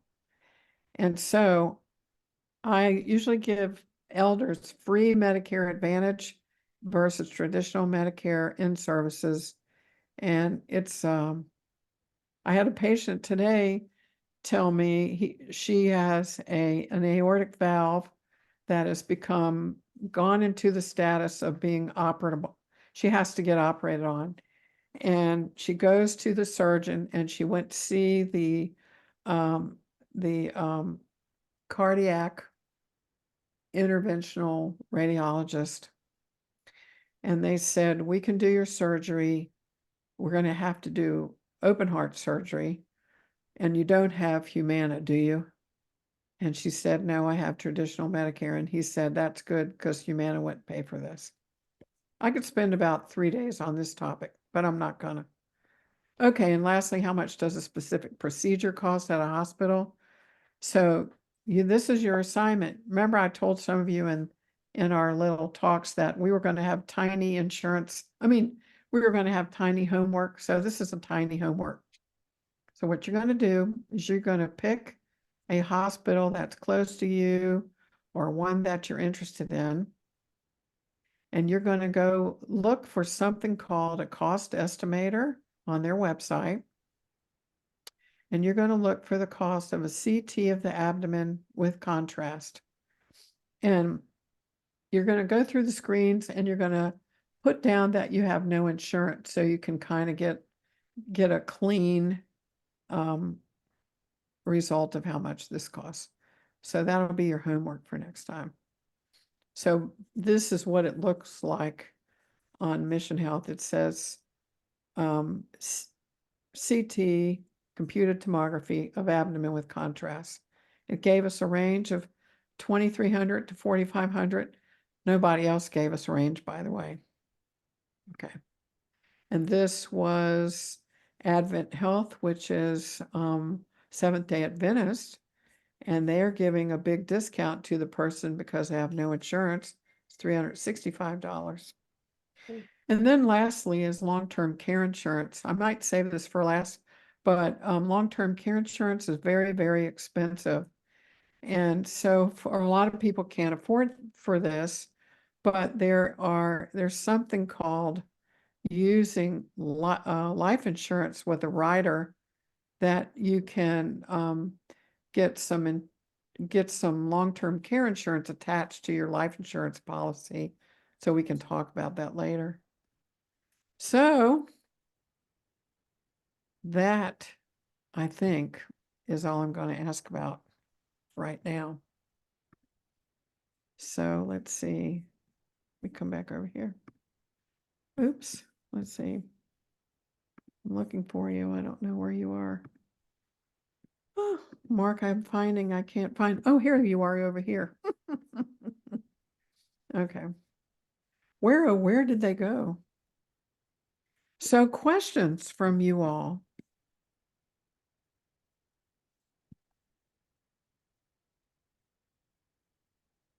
questions? Not too many questions.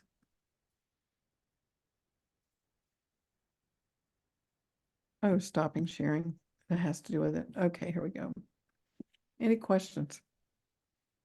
Okay, so we're gonna just, does everybody understand their homework pretty much?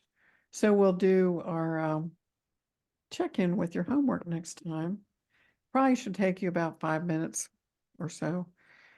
And we have an incredible speaker next week named Jan Nickerson, who's an MBA and has been a talent search executive with many Fortune 500 companies. And she will work with two of you, or there could be more if you want to send her your resume, and she would sit down and speak with you about your resume, and she would pretty it up a little bit for you if you're interested. And during this course, we'll probably add little tidbits along the way, little breadcrumbs for you. But one of the strategies that's going to be very successful for you to get to magnetize clients to you is to give free classes. And that was that still is to this day, my biggest magnetizer for patients to come to me. And all of you have been nurses for a long time, and all of you are walking encyclopedias on many things. And so you could give all kinds of free talks that you can't imagine, but you could do it very well. And it'll bring patients to you. And that's how I found Mark, and it's how I found my website builder. Mark was teaching blogging at a local community college. And in nursing, we know all about 150,000 million acronyms and abbreviations and disease entities and medications. But when you go into the world of website design and you go, well, this is your SEO, and we need to improve this and that and the other and all this lingo, and you go, what in the world are you even talking about? So Mark goes over some of that language. So he did a great job, and he did such a great job. I went to his second class, and then he did such a great job. I said, afterwards, I went up and said, will you work with me? And he goes, yes, I will. So he's been my IT person for how many years, Mark? 4, 5, 6 4 or years. 5, something. But I'm saying people will say that about you too. They'll say, Sabrina, that was the best talk. Will you be my RN patient advocate? That's what happens. That's what I'm hoping for, Karen. It happens. I'm not kidding. I teach a class at the University of North Carolina. I've been teaching it for about, 7 years now. And it's called Becoming an Informed Consumer Advocate for Your Healthcare. And I always get, 5 to 10 patients every time, but I can't take those patients anymore. But it's a great way to magnetize people. Okay, so if you're interested in Jan Nickerson looking at your resume, if you will send me an email and I'll forward you on to her.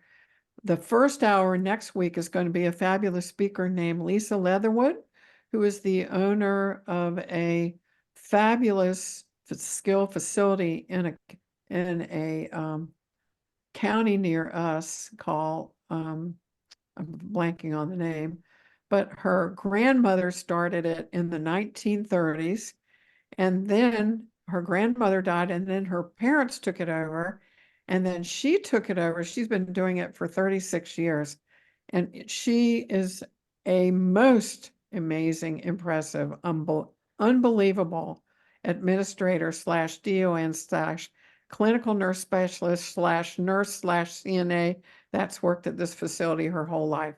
Unbelievable. So she's going to do the first hour about long-term care and how to find the right long-term care facility. Second hour is going to be Jan Nickerson talking about fabulous resumes and bios for you. Okay?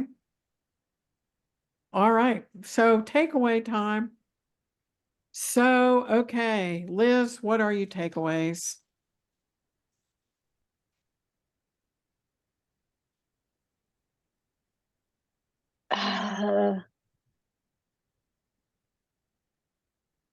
Okay.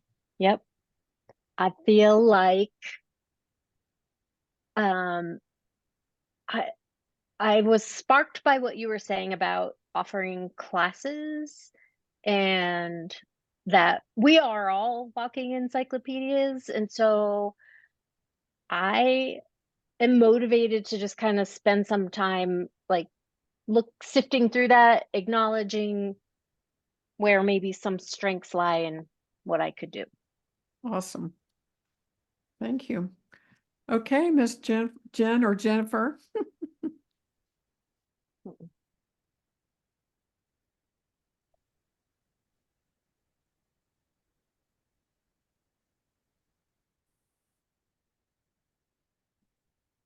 Who's going next?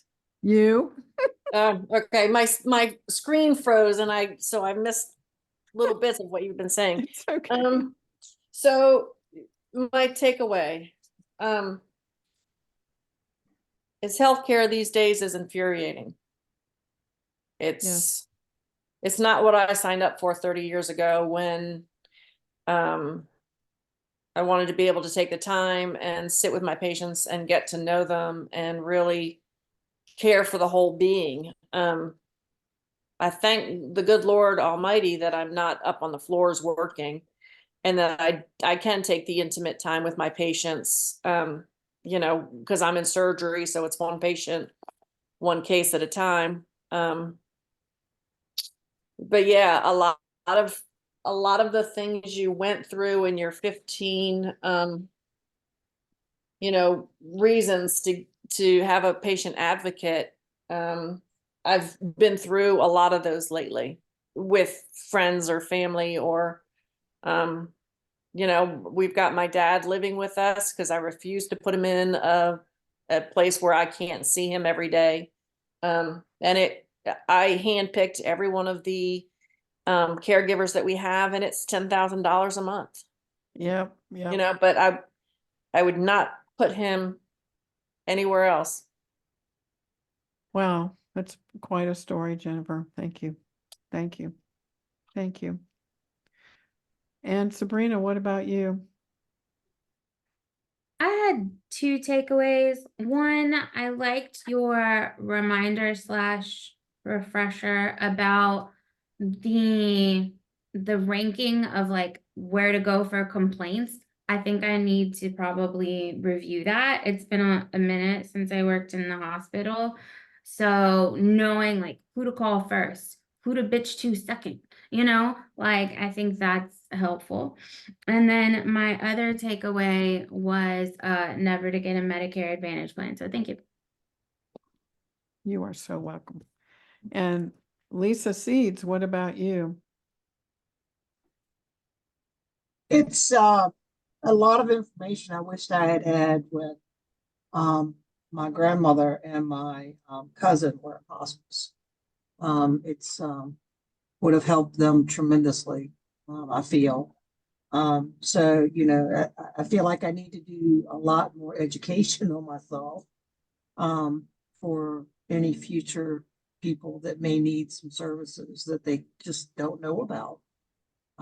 So that's kind of my take. Thank you so much.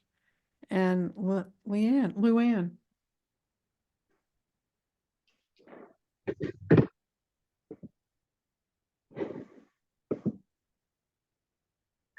My one thought is understanding how to navigate finances.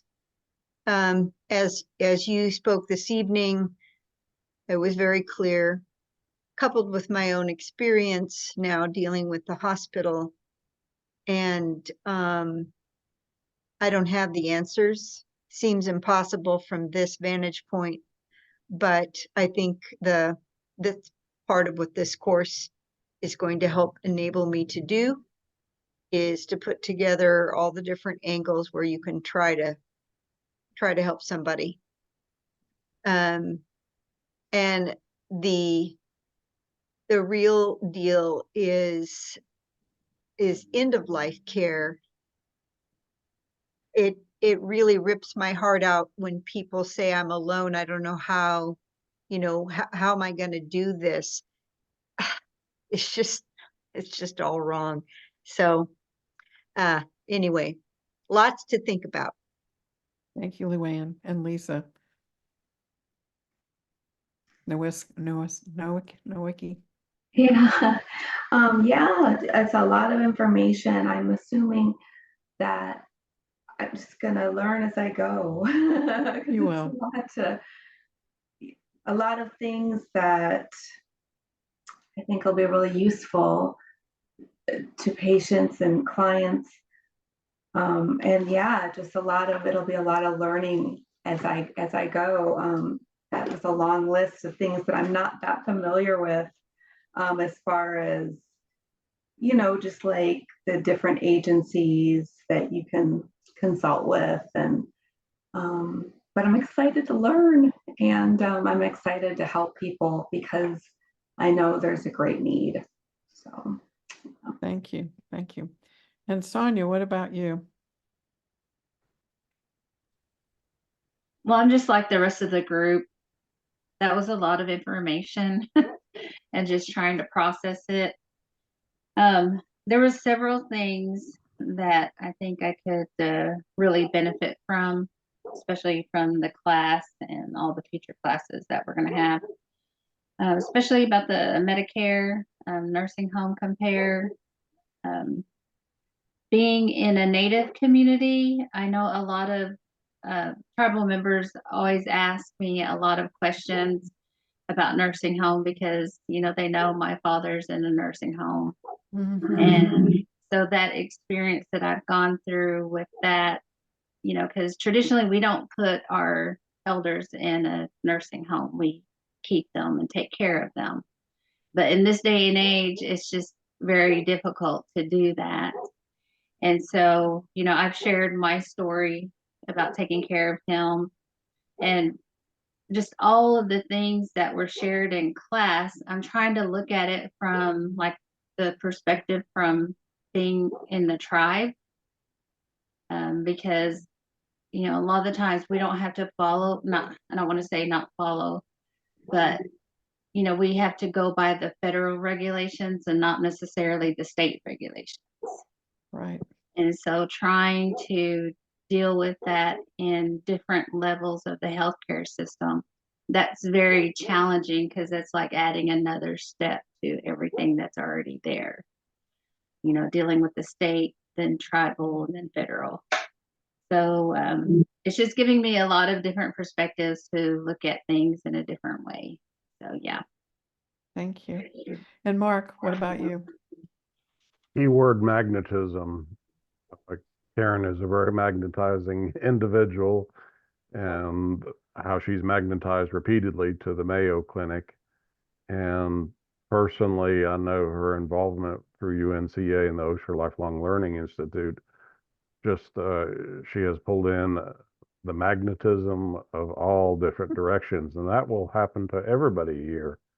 The dialogue that sometimes is awkward does lead to some opportunities that you'll see that you'll be able to support. Amen. And I just want to say I have a nurse colleague who's 80 living in a CCRD, a continuing care retirement community. And she's doing a giant in-service on the correct way to obtain a blood pressure with a blood pressure cuff. And it's like been world-class participation. She's got 500 people coming to her workshop, just saying. So just the littlest things, just the little things in your brain. So just think about that, all of you highly magnetized individuals tonight, okay? You have a lot to offer. All right, we'll see you next Wednesday. Have a good week, you guys. Bye. Bye. Bye.